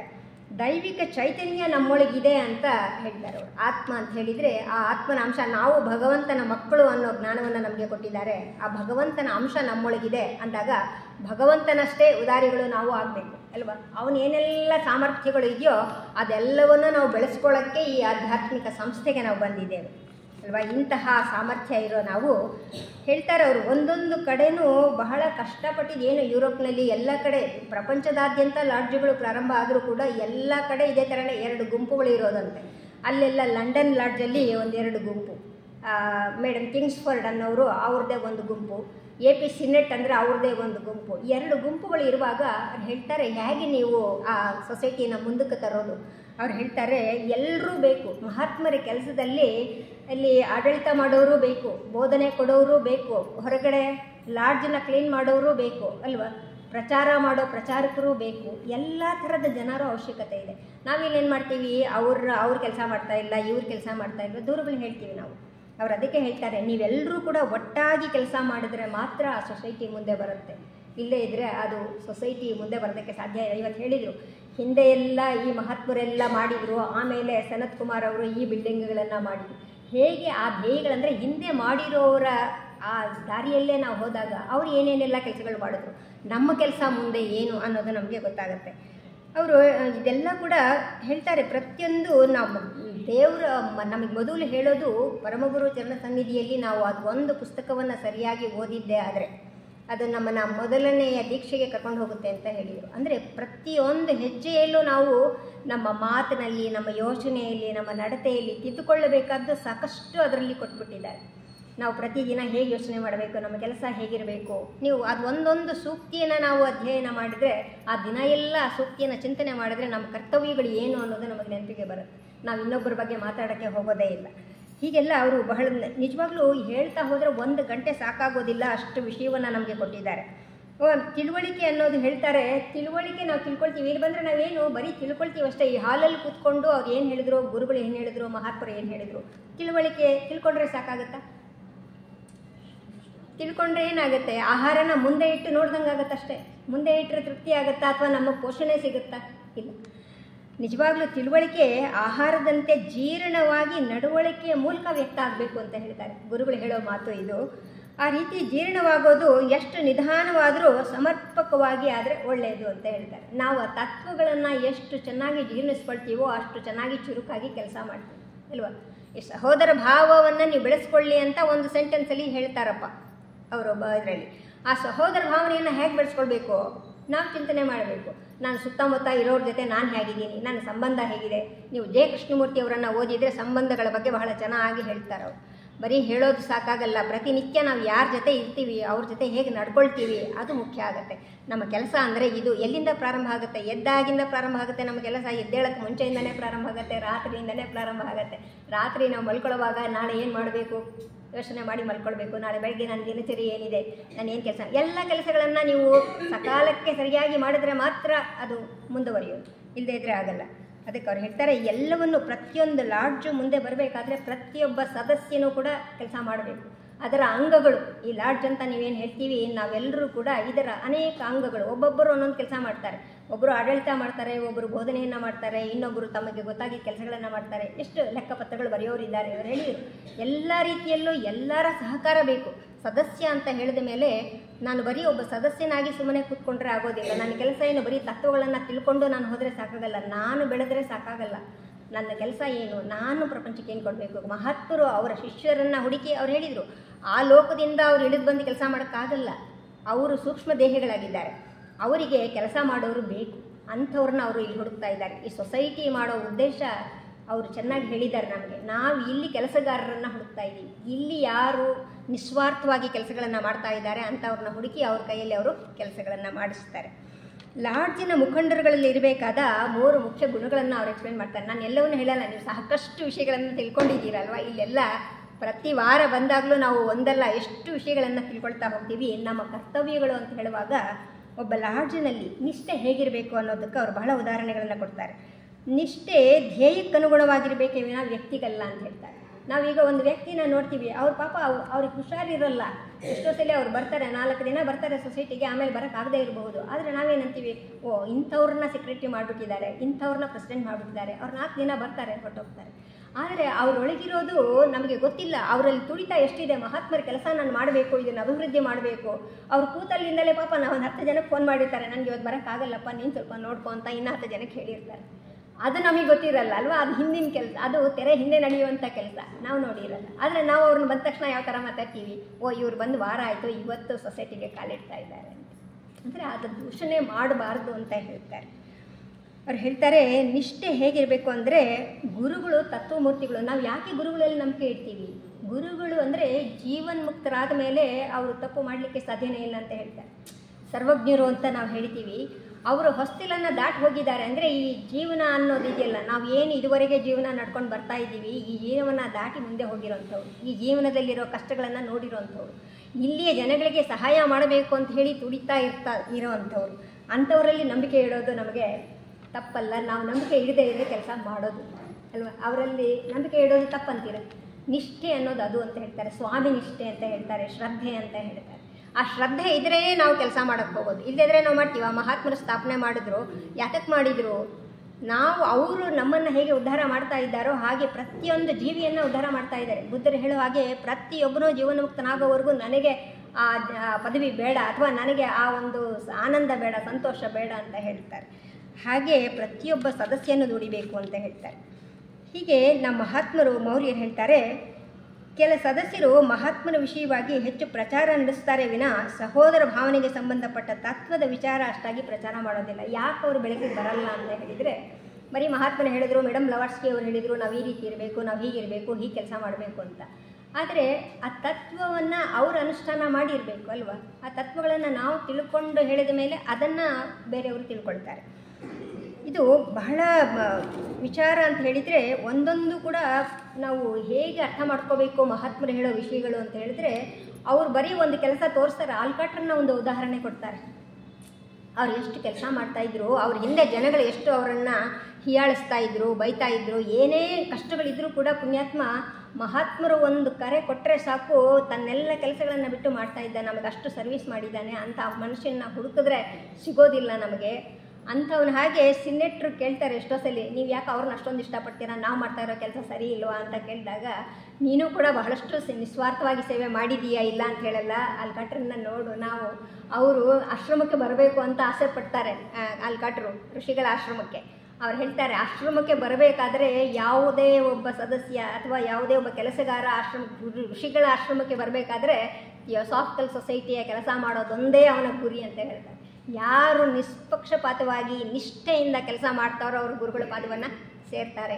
ಅವರಿಗೆ ಜೀವನ್ಮುಕ್ತಿ ಕಟ್ಟಿಟ್ಟ ಬುತ್ತಿ ಅಂತ ಹೇಳ್ತಾರೆ. ನಿನಗೂ ಕೂಡ ಆ ಸ್ಥಾನ ಕಾದಿದೆ, ನೀನು ನಿಸ್ವಾರ್ಥವಾಗಿ ಕೆಲಸ ಮಾಡ್ತಾ ಬಾ ಅಂತ ಸಿನ್ನೆಟಿಗೆ ಸಾಕಷ್ಟು ಪತ್ರಗಳನ್ನು ಬರೀತಾರೆ. ಕುಟುಂಬಿಗಳು ಅವ್ರಿಗಿರೋ ಎಲ್ಲ ಅದನ್ನು ಬಹಳ ಉದಾರವಾಗಿ ಹೇಳ್ತಾ ಹೋಗ್ತಾರೆ. ನೀವು ಆಲ್ಕಾಟ್ರ ವಿಷಯ ಹೇಳೋದು ಗುರುಗಳು ಹೇಳ್ತಾರೆ, ಅವನಂಥ ನಿಸ್ವಾರ್ಥವಿರೋ ಮನುಷ್ಯನ ನಾವು ಹುಡುಕಿದ್ರೂ ಸಿಕ್ಕೋದಿಲ್ಲ, ಅಂತಹ ಸೇವಕ ಅವರು ಅಂತ ಹೇಳ್ತಾರೆ. ಎಲ್ಲಿ ಬೇಕಾದರೂ ಮಲಗ್ತಾರೆ, ಎಲ್ಲಿ ಬೇಕಾದರೂ ಎತ್ತಿನ ಗಾಡಿಯಲ್ಲೇ ಹೋಗ್ತಾರೆ. ಅವರು ಇಷ್ಟು ಲಾಡ್ಜ್ಗಳನ್ನು ಪ್ರಪಂಚದಾದ್ಯಂತ ಪ್ರಾರಂಭ ಮಾಡಬೇಕಾದ್ರೆ ಎಷ್ಟು ಸುತ್ತಾಡಿರಬೇಕು ಆಲ್ಕಾಟ್ರು. ಎಲ್ಲಿ ಸಿಕ್ಕಿದ್ರೆ ಅಲ್ಲಿ ಮಲಗ್ತಾರೆ, ಏನು ಆಹಾರ ಸಿಕ್ಕಿದ್ರೆ ಅದು ತಿಂತಾರೆ, ಇದೇ ಬೇಕು ಅದೇ ಬೇಕು ಅಂತ ಕೇಳ್ತಾ ಇರಲಿಲ್ಲ. ಅಂದರೆ ಅಷ್ಟು ಸರಳ ಜೀವಿಯಾಗಿದ್ದರು ಅಂತ ಹೇಳೋದನ್ನು ಅವರು ಬಹಳ ಅವ್ರ ಮಾತುಗಳಲ್ಲೇ ಕೇಳಿದಾಗ ನಮ್ಗೆ ಅನಿಸುತ್ತೆ ನಾವು ಈ ಥರ ಯಾವ ಕೆಲಸ ಮಾಡ್ತೀವ ಅಂತ. ಪರಮಗುರು ಚರಣ ಸನ್ನಿಧಿಯಲ್ಲಿ ಹೇಳೋ ಹಾಗೆ ಮಹಾತ್ಮರೇ ಹೇಳೋದು, ನಿನ್ನ ಮನೋದೇಹ ಇತರರಿಗಿಂತ ನೀನು ಉತ್ತಮ ಅಂತ ಯಾವಾಗಲೂ ಹೇಳ್ತಾ ಇರುತ್ತೆ ಅಲ್ವಾ. ಇದನ್ನು ನಾವು ಬೆಂತಟ್ಕೊಂಡ್ಬಿಡ್ತೀವಿ. ಯಾರಾದರೂ ನೀವು ಇವತ್ತು ಚೆನ್ನಾಗಿ ಭಾಷಣ ಮಾಡಿಬಿಟ್ರಿ ಅಂತ ಹೇಳಿದರೆ ನಾವು ಉಬ್ಬಿ ಹೋಗಬಾರ್ದು. ನಾನು ಏನು ಹೇಳಿಲ್ಲ ಅಂದರೆ ನನ್ನ ಮನಸ್ಸು ಯಾವ ಥರ ಇರುತ್ತೆ ಅಂದರೆ ಅದು ಹೇಳಿದ ತಕ್ಷಣ ನನ್ನ ಬೆನ್ನು ತಟ್ಕೊಳಕ್ಕೆ ನಾನು ಪರವಾಗಿಲ್ಲಪ್ಪ ಅಂದ್ಕೊಂಡ್ಬಿಡ್ತೀನಲ್ವ. ಅದು ಹೇಳ್ತಾರೆ ಅವರು. ಆ ವಿಷಯಗಳಿಗಿಂತ ನೀನು ಹೇಗಿರಬೇಕು ಅಂದರೆ ಅಧ್ಯಾತ್ಮ ಮಾರ್ಗದಲ್ಲಿ ನನ್ನ ಸ್ವಂತ ಪ್ರಗತಿಯನ್ನೇ ಚಿಂತಿಸ್ತಾ ಇರಬೇಕು ಅಂತ ಹೇಳ್ತಾರೆ. ನನ್ನ ಮನಸ್ಸು ಯಾವಾಗಲೂ ನನ್ನದನ್ನೇ ಯೋಚನೆ ಮಾಡುತ್ತೆ, ಇನ್ನೊಬ್ಬರ ಬಗ್ಗೆ ಯೋಚನೆ ಮಾಡಲ್ಲ. ನಾನು ನನಗಿಂತ ಕೆಳಗಿರೋರನ್ನ ಕರ್ಕೋಬೇಕು. ಅವ್ರು ಎಷ್ಟೋ ಹೇಳ್ತಾರೆ, ಕೆಲವು ಸದಸ್ಯರು ಬರ್ತಾರೆ, ಅವರು ವಿಲಕ್ಷಣವಾಗಿ ಕಾಣ್ತಾರೆ ನಮಗೆ. ಅವ್ರು ಏನಪ್ಪ ಇವ್ರು ಬರೀ ಇದರಲ್ಲೇನು ಇವ್ರಿಗೆ ಇಂಟ್ರೆಸ್ಟೇ ಇಲ್ಲ, ಅವ್ರು ಬೇರೆ ಇನ್ನೇನೋ ಕೆಲಸ ಮಾಡ್ತಾ ಇದ್ದಾರೆ, ಸೊಸೈಟಿಗೆ ಬರ್ತೀನಿ ಅಂತಾರೆ, ಬೇರೆ ಏನೋ ಮಾಡ್ತಾ ಇದ್ದಾರೆ. ಅವ್ರು ಹೇಳ್ತಾರೆ ಅಂಥವ್ರ ಮೇಲೂ ಕೂಡ ನಿಮಗೆ ಪಕ್ಕಾ ಗಮನ ಇರಬೇಕು ಅಂತ ಹೇಳ್ತಾರೆ. ಅವರೊಳಗೆ ಒಂದು ಆತ್ಮ ಇದೆ. ಗುರುಗಳ ದೃಷ್ಟಿಗೆ ಸುಮ್ಮನೆ ಯಾರೂ ಬಿಡೋದಿಲ್ವಂತೆ. ಯಾರೂ ಸುಮ್ಮನೆ ಇಲ್ಲಿ ಬಂದಿಲ್ಲ. ಸದಸ್ಯರಾಗಿ ಬರಬೇಕಾದ್ರೆ ಹಿಂದಿನ ಜನ್ಮದಲ್ಲಿ ನೀವು ಪ್ರಯತ್ನ ಮಾಡಿರಬೇಕು. ಥಿಯೋಸಾಫಿಕಲ್ ಸೊಸೈಟಿಗೆ, ಆಧ್ಯಾತ್ಮಿಕ ಸಂಸ್ಥೆಗೆ ಏನಾದರೂ ಕಿಂಚಿತ್ ಸಹಾಯ ಮಾಡಿದರೆ ಮಾತ್ರ ಗುರುಗಳ ದೃಷ್ಟಿಗೆ ಬೀಳ್ತಾರೆ. ಅವ್ರು ಹೇಳ್ತಾರೆ ನಮಗೆ ಅವ್ರ ಭಾಷೆನೇ ನೀವು ಕೇಳಬೇಕು. ನಿಮ್ಮ ಆಶಾ ಸ್ವಭಾವದಿಂದ ಕೂಡಿದ ಹೃದಯದಲ್ಲಿ ಕೆಟ್ಟದರ ಬೇರನ್ನು ಹುಡುಕಿ ಅಂತ ಹೇಳ್ತಾರೆ. ಕೆಟ್ಟದ್ದು ನಮ್ಮಲ್ಲಿ ಬಹಳ ಇದೆ, ನಾವು ಹುಡ್ಕಕ್ಕೆ ಹೋಗಲ್ಲ. ನಾವು ಬರೀ ಹೊರಗಡೆ ಇರೋರ ಕೆಟ್ಟದನ್ನೇ ಹುಡುಕ್ತಾ ಹೋಗ್ತೀವಿ. ಅದನ್ನು ಕಿತ್ತೊಗೆಯಿರಿ ಅಂತ ಹೇಳ್ತಾರೆ. ಸಾಧಾರಣ ಮನುಷ್ಯನಲ್ಲಿ ಬೆಳೆದು ವಿಜೃಂಭಿಸುವಂತೆ ಮುಂದುವರಿದ ಶಿಷ್ಯನ ಹೃದಯದಲ್ಲೂ ಸಹ ಹುಲುಸಾಗಿ ಬೆಳೆಯೋದಕ್ಕೆ ಸಾಧ್ಯ ಅಂತ ಇದೆ. ಕೆಟ್ಟ ಬೇರು ಇದೆಯಲ್ಲ, ನಾನು ಅನ್ನೋ ಬೇರು ಅಥವಾ ನಾನು ಹೆಚ್ಚು ಅನ್ನೋ ಬೇರು ಇರ್ತದಲ್ಲ, ಇದು ಬೇರೆ ಸಾಧಾರಣದವರಿಗಿಂತ ಈ ಅಧ್ಯಾತ್ಮಕ್ಕೆ ಬಂದಿದ್ದೀನಿ ಅಂದ ತಕ್ಷಣ ನಮಗೆ ಸ್ವಲ್ಪ 2 ಕೊಂಬು ಬಂದುಬಿಟ್ಟಿರುತ್ತೆ, ಆಗ ಇನ್ನೂ ಜಾಸ್ತಿ ಬಂದುಬಿಟ್ಟಿರುತ್ತೆ ಅಂತ ಹೇಳ್ತಾರೆ. ಇದು ಮೌರ್ಯರು ಹೇಳೋ ಮಾತು. ಕಲೋಪಾಸಕ ತನ್ನ ಕೆಲಸದಲ್ಲೇ ಆಸಕ್ತನಾಗಿರ್ತಾನೆ, ಅಂಥವನು ಗುಪ್ತ ವಿದ್ಯಾ ವ್ಯಾಸಂಗಿಗಿಂತ ಸರಿಯಾದ ಮಾರ್ಗದಲ್ಲಿ ಮುಂದುವರಿಯೋದಕ್ಕೆ ಸಾಧ್ಯ ಅಂತ ಹೇಳ್ತಾರೆ. ನಾವು ಎಷ್ಟೋ ಸಲ ES ಮೆಂಬರ್ಸು ಅಂತ ಹೇಳ್ಕೊಳ್ತೀವಿ. ಕೆಲವು ಸಲ ನಾನು ಅಷ್ಟು ಮುಂದುವರೆದಿದ್ದೀನಿ ಅಂತ ಅಂದ್ಕೊಂಡು ನಾವು ಏನೋ ಹೆಮ್ಮೆ ಪಟ್ಕೊಳ್ತಾ ಇರ್ತೀವಿ. ಅವ್ರು ಹೇಳ್ತಾರೆ ನಿಮಗಿಂತ ನೀವು ES ಅಂತ ಹೇಳಿ ಅಷ್ಟು ಬೆಳಗ್ಗೆ ಬರ್ತೀರಾ ಅಥವಾ ನಾನು ಕೇಳಕ್ಕೆ ಬರ್ತೀನಿ ಅಂತ ನಮ್ಮೊಳಗೆ ಅಹಮ್ಮಿದೆಯಲ್ಲ ಒಂದು. ಅದಕ್ಕಿಂತ ಒಬ್ಬ ಕಲೋಪಾಸಕ ಅವನು ತನ್ನ ಪೂರ್ತಿ ಶ್ರದ್ಧೆಯನ್ನು ಆ ಕಲೆಯಲ್ಲಿ ತೋರಿಸ್ತಾನೆ. ಅಲ್ಲಿ ಅವನು ತನ್ನ ಪೂರ್ತಿ ಶ್ರಮವನ್ನು ಹಾಕಿರ್ತಾನೆ. ಅವನೆಷ್ಟೋ ವಾಸಿ ಅಂತ ಹೇಳ್ತಾರೆ. ನೀವು ನಿಮ್ಮ ಈ ಕೆಲಸಗಳನ್ನು ಶ್ರದ್ಧೆಯಿಂದ ಮಾಡದೇ ಇದ್ದರೆ ನೀವು ಸಾಧಾರಣ ಮನುಷ್ಯರಿಗಿಂತ ಕಡೆ ಅಂತ ಹೇಳ್ತಾರೆ. ಹೀಗೆ ಹೇಳುವಾಗ ನಮ್ಮ ಜವಾಬ್ದಾರಿ ಎಷ್ಟಿದೆ ಅಂತ ನೋಡಿ. ನಾವು ಬಹಳ ಅವರು ಆ ಪತ್ರಗಳನ್ನು ಓದಬೇಕು. ನಾವು ಮಹಾತ್ಮರ ಪತ್ರಗಳನ್ನು ನೀವು ಓದಿ, ಸಿನೆಟ್ರಿಗೆ ಆ ಸಾಕಷ್ಟು ಕೆಲಸ ಅವರೆಲ್ಲ ಬರೀ ದೂರುಗಳನ್ನು ಹೇಳ್ತಾ ಇರ್ತಾರೆ, ಇವ್ರು ಹಾಗೆ ಅವ್ರು ಹೀಗೆ ಅಂತ. ಅದು ಹೇಳೋದು ಎಲ್ಲರ ಸಹಕಾರ ಅಗತ್ಯ. ನೀನು ಎಲ್ಲರ ಜೊತೆ ಕೆಲಸ ಮಾಡ್ತೀಯಾ, ನೀನು ಇರ್ತೀಯ, ಇಲ್ಲದೆ ಇದ್ದರೆ ಇರೋದಿಲ್ಲ ಅಷ್ಟೇ. ನಮ್ಮದು ಕೂಡ ಕೆಲಸ ಹೋಗ್ಬಿಡುತ್ತೆ ಅಲ್ಲಿ, ನಾವು ಇರೋಕ್ಕೆ ಸಾಧ್ಯನೇ ಇಲ್ಲ. ಎಲ್ಲರ ಜೊತೆ ಹೊಂದ್ಕೊಂಡು ಯಾರು ಕೆಲಸ ಮಾಡ್ತಾರೋ ಅವರು ಬಹಳಷ್ಟು ದಿನ ಕೆಲಸ ಮಾಡ್ತಾರೆ. ನೀವು ನೋಡಿ, ಸಾಕಷ್ಟು ಜನ 20 ವರ್ಷ ಒಬ್ಬ ಸದಸ್ಯ, ಒಬ್ಬ ಪ್ರೆಸಿಡೆಂಟ್ ಅಥವಾ ಸೆಕ್ರೆಟ್ರಿ ಒಂದು ಸೊಸೈಟಿಯಲ್ಲಿ ಕೆಲಸ ಮಾಡಬೇಕಾದ್ರೆ ಎಲ್ಲರ ಸಹಕಾರದಿಂದ ಅವ್ರು ಕೆಲಸ ಮಾಡಿದರೆ ಮಾತ್ರ 20 ವರ್ಷ ಅವರು ಆ ಸೊಸೈಟಿಯಲ್ಲಿ ಇರಲಿಕ್ಕೆ ಸಾಧ್ಯ ಆಗುತ್ತೆ, ಇಲ್ಲದೇ ಇದ್ರೆ ಸಾಧ್ಯ ಇಲ್ಲ. ಅಂಥದ್ದನ್ನು ನಾವು ಇದುವರೆಗೆ ಹೇಳಿದಂಥ ಎಲ್ಲರ ವಿಷಯಗಳಲ್ಲಿ ಕೇಳ್ತಾ ಬಂದಿದ್ದೀವಿ. ಅಂದರೆ ನಮ್ಮ ಜವಾಬ್ದಾರಿ ಬಹಳಷ್ಟು ಇದೆ. ನಾವು ಒಮ್ಮೆ ಅವ್ರು ಹೇಳ್ತಾರೆ, ಒಂದ್ಸಲಿ ಆಲ್ಕಾಟ್ರು ಗುರುಗಳ ಆಶ್ರಮಕ್ಕೆ ಹೋಗೋಕ್ಕೆ ಅನುಮತಿ ಕೇಳ್ತಾರೆ. ಆವಾಗ ಸೆರಾಪಿಸ್ ಹೇಳ್ತಾರೆ, ಅದು ಹೇಳಿದ್ರೆ ನಮ್ಮನ್ನು ಸೇರಬೇಕಾದ್ರೆ ನೀನು ಮಾಡಬೇಕಾಗಿರೋ ಕೆಲಸ ಒಂದೇ, ಏನಪ್ಪ ಅಂತ ಹೇಳಿದ್ರೆ ಥಿಯಾಸಫಿ ಸಮಾಜಕ್ಕೆ ಸಲ್ಲಿಸುವ ಸೇವೆಯೊಂದೇ ಮಾರ್ಗ ಇರೋದು. ನೀನು ಆಶ್ರಮಕ್ಕೆ ಬರಬೇಕು ಅಂತೀಯಲ್ಲ, ನಿನ್ನ ಕೆಲಸಗಳನ್ನು ಸುಮ್ಮನೆ ಮಾಡ್ತಾ ಹೋಗು, ನೀನು ಆಶ್ರಮಕ್ಕೆ ನೀನಾಗೆ ಬರ್ತೀಯ ಆಮೇಲೆ ಅಂತ ಹೇಳ್ತಾರೆ. ಆ ಸೇವೆ ಸ್ವಾರ್ಥರಹಿತವಾಗಿ ಸಹಜವಾದ್ದಾಗಿರಬೇಕು ಅಂತ ಹೇಳ್ತಾರೆ. ನಮ್ಮಲ್ಲಿ ಯಾರೂ ಸ್ವಂತಕ್ಕಾಗಿ ಬಾಳ್ತಾ ಇಲ್ಲ ಅಂತ ಹೇಳ್ತಾರೆ ಮಹಾತ್ಮರು ಹೇಳೋದು. ನಾವು ಯಾರೂ ಸ್ವಂತಕ್ಕೆ ಬರ್ತಾ ಇಲ್ಲ ಇಲ್ಲಿ, ನಾವೆಲ್ಲರೂ ಕೂಡ ಮಾನವತೆಯನ್ನು ಎತ್ತಿ ಹಿಡಿಯಲಿಕ್ಕೆ ಕೆಲಸ ಮಾಡ್ತಾ ಇರೋದು, ಮಾನವ ಕೋಟಿಯ ಶ್ರೇಯಸ್ಸಿಗಾಗಿ ಬಾಳ್ತಾ ಇದ್ದೇವೆ. ಹಾಗೆ ನೀವು ಕೂಡ ನಮ್ಮನ್ನು ಅನುಸರಿಸಿ ಬಂದರೆ ನಿಮಗೂ ಆ ಜೀವನ್ಮುಕ್ತ ದಾರಿ ತೆರೆದಿದೆ ಅಂತ ಹೇಳ್ತಾರೆ. ಸಮಾಜದ ಹಿತಕ್ಕಾಗಿ ಸೇವೆ ವ್ಯರ್ಥ ಆಗೋದಿಲ್ಲ, ಯಾವತ್ತೂ ವ್ಯರ್ಥ ಆಗಲ್ಲ. ಈಗ ನೋಡಿ, ಈಗ ದೊಡ್ಡಣ್ಣ ಶೆಟ್ಟರು ಎಷ್ಟೆಲ್ಲ ಮಾಡಿದರು ಅಂತ ಅವ್ರ ಹೆಸರಲ್ಲಿ ಹಾಕಿರ್ತಾರೆ. ಅವರು SLN ವಿದ್ಯಾಸಂಸ್ಥೆ ಕಟ್ಟಿದರು, ಈ ಸಾಕಷ್ಟು ಬೆಂಗಳೂರಿಗೆ ಸಹಾಯ ಮಾಡಿದರು, ಅಲ್ಲ ಅವ್ರ ಹೆಸರು ಎಲ್ಲೂ ಹೋಗಲ್ಲ, ಇರುತ್ತೆ. ಹಾಗೆ ಈಗ ಮಹಾತ್ಮರನ್ನು ನಾವು ಯಾಕೆ ನೆನೆಸ್ಕೊಳ್ತೀವಿ? ಅವ್ರು ಒಳ್ಳೆ ಕೆಲಸ ಮಾಡಿರೋದಕ್ಕೆ ಅವ್ರನ್ನ ನೆನೆಸ್ಕೊಳ್ತೀವಿ. ಬ್ಲವಟ್ಸ್ಕಿ ಅವರನ್ನ ಯಾಕೆ ನೆನೆಸ್ಕೊಳ್ತೀವಿ? ಅವರು ಮಾಡಿರ್ತಕ್ಕಂಥ ನಿಸ್ವಾರ್ಥ ಸೇವೆಗೆ ನಾವು ಅವರನ್ನು ನೆನೆಸ್ಕೊಳ್ತೀವಿ. ಯಾವತ್ತೂ ಅದು ವ್ಯರ್ಥ ಆಗೋದಿಲ್ಲ. ಯಾರ್ಯಾರು ಎಷ್ಟೆಷ್ಟು ಶ್ರದ್ಧಾಭಕ್ತಿಯಿಂದ ಈ ಸಂಸ್ಥೆಗೆ ಸೇವೆ ಸಲ್ಲಿಸಿದರೆ ಅಷ್ಟಷ್ಟು ಸತ್ಯವಾದ ಸತ್ಕರ್ಮದ ಫಲ ಅವರಿಗೆ ಸಿಗುತ್ತೆ ಅಂತ ಹೇಳ್ತಾರೆ. ಲಾಡ್ಜಿನ ಮುಖಂಡರಿಗೆ ನಿಜವಾಗ್ಲೂ ನಾವು ಎಷ್ಟೋ ಸಲ ಬಹಳ ಅನ್ಯಾಯ ಮಾಡ್ತೀವಿ ಅಲ್ಲ, ಅವ್ರನ್ನ ಹಿಂದೆ ಬಹಳ ಬೈಕೊಳ್ತೀವಿ, ಸೆಕ್ರೆಟರಿಗಳನ್ನು, ಪದಾಧಿಕಾರಿಗಳನ್ನು, ಅವ್ರು ಮಾಡ್ತಾ ಇರೋ ಕೆಲಸ ಸರಿ ಇಲ್ಲ ಅಂತ. ಇಲ್ಲಿ ಹೇಳ್ತಾರೆ ನೋಡಿ, ಲಾಡ್ಜಿನ ಬಹುಮತದಿಂದ ಆರಿಸಿ ಬಂದಂಥ ಕಾರ್ಯದರ್ಶಿ ಇರ್ಬೋದು, ಅಧ್ಯಕ್ಷರು ಇರ್ಬೋದು, ಅವ್ರು ನಮ್ಮ ಸ್ನೇಹಿತರು ಅಲ್ಲದೇ ಇದ್ದರೆ, ನಮ್ಮ ಗ್ರೂಪಲ್ಲಿ ಯಾರಾದರೂ ಅವರೊಬ್ರು ಆಗಿಲ್ಲದೆ ಇದ್ದರೆ ನಾವು ಎಷ್ಟು ಅವ್ರ ಬೆನ್ನ ಹಿಂದೆ ಮಾತಾಡ್ತೀವಿ ಅಲ್ವಾ? ಅವ್ರು ಆಗಬಾರ್ದಾಗಿತ್ತು, ಅವ್ರಿಗೆ ಏನು ಕೆಲಸ ಗೊತ್ತಿದೆ, ಏನೂ ಕೆಲಸ ಗೊತ್ತಿಲ್ಲ ಅಂತ ಹೀಗೆಲ್ಲ ಮಾತಾಡ್ತೀವಿ. ಅವ್ರು ಹೇಳ್ತಾರೆ, ಒಂದು ಸಲ ಅವ್ರು ಆರಿಸು ಬಂದ ಮೇಲೆ ಅವರ ಪದವಿಗೆ ನೀವು ಮರ್ಯಾದೆ ಕೊಡಬೇಕು, ಅವರಿಗೆ ಸಲ್ಲಬೇಕಾದ ಗೌರವ ಸಲ್ಲಿಸಬೇಕು. ಯಾಕೆಂದರೆ ಅವರು ನಮ್ಮ ಭಾಗಕ್ಕೆ ಗುರುಗಳ ಪ್ರತಿನಿಧಿ ಕೆಲಸಗಾರರಂತೆ ಭಾವಿಸಬೇಕು. ಅವರೆಲ್ಲರೂ ಕೂಡ ಇಷ್ಟು ನಮ್ಗೆ ಹೇಳಿದ್ರಲ್ಲ, ಇಷ್ಟೊತ್ತು ಅವರೆಲ್ಲ ಏನೆಲ್ಲ ಕೆಲಸಗಳು ಮಾಡಿದರು, ಅವರೆಲ್ಲ ಗುರುಗಳ ಪ್ರತಿನಿಧಿಗಳಾಗಿ ಕೆಲಸ ಮಾಡಿ ಬಂದಿರೋದ್ರಿಂದಲೇ ಅವರಿಗೆ ಇವತ್ತು ಅವ್ರನ್ನ ನಾವು ನೆನೆಸ್ಕೊಳ್ತಾ ಇದ್ದೀವಿ. ಹಾಗೆ ನಾವು ಕೂಡ ನಿಸ್ವಾರ್ಥದಿಂದ ನಮ್ಮ ಕೈಲಾದ್ದು ಎಷ್ಟೋ ಕೆಲಸಗಳಿದೆ ಸೊಸೈಟಿಯಲ್ಲಿ. ಈಗ ನೀವು ನೋಡಿದಾಗ ಸಾಕಷ್ಟು ಇದೆ, ಗಾರ್ಡನಿಂಗ್ ಇದೆ, ಎಲ್ಲ ಸಹಾಯ ಮಾಡೋದಿದೆ, ಬೋಧನೆ ಕೆಲಸ ಇದೆ, ಆಡಳಿತದ ಕೆಲಸ ಇದೆ. ಇದರಲ್ಲಿ ಆಫೀಸಲ್ಲಿ ನೀವು ಹೋದರೆ ಸಾಕಷ್ಟು ಕೆಲಸ ಇದೆ. ಒಂದು ನಾವು ಮಂತ್ಲಿ ಮ್ಯಾಗ್ಝೈನ್ ಒಂದು ಬಂದಾಗ ಎಷ್ಟು ಕಷ್ಟಪಡ್ತಾರೆ, 5 ಜನ ಕುತ್ಕೊಂಡು ಮಾಡ್ತಾ ಇರ್ತಾರೆ, 2 ಕುತ್ಕೊಂಡು ಮಾಡ್ತಿರ್ತಾರೆ. ಕೆಲವು ಸಲ ಆ ಅಡ್ರೆಸ್ಗಳನ್ನು ಅಂಟಿಸೋದಿರ್ಬೋದು, ಇದನ್ನು ಅಡ್ರೆಸ್ಗಳನ್ನು ಬರೆಯೋದು, ಪ್ರಿಂಟೌಟ್ ತೆಗೆಯೋದು, ಎಲ್ಲರಿಗೂ ಕೆಲಸ ಇದೆ.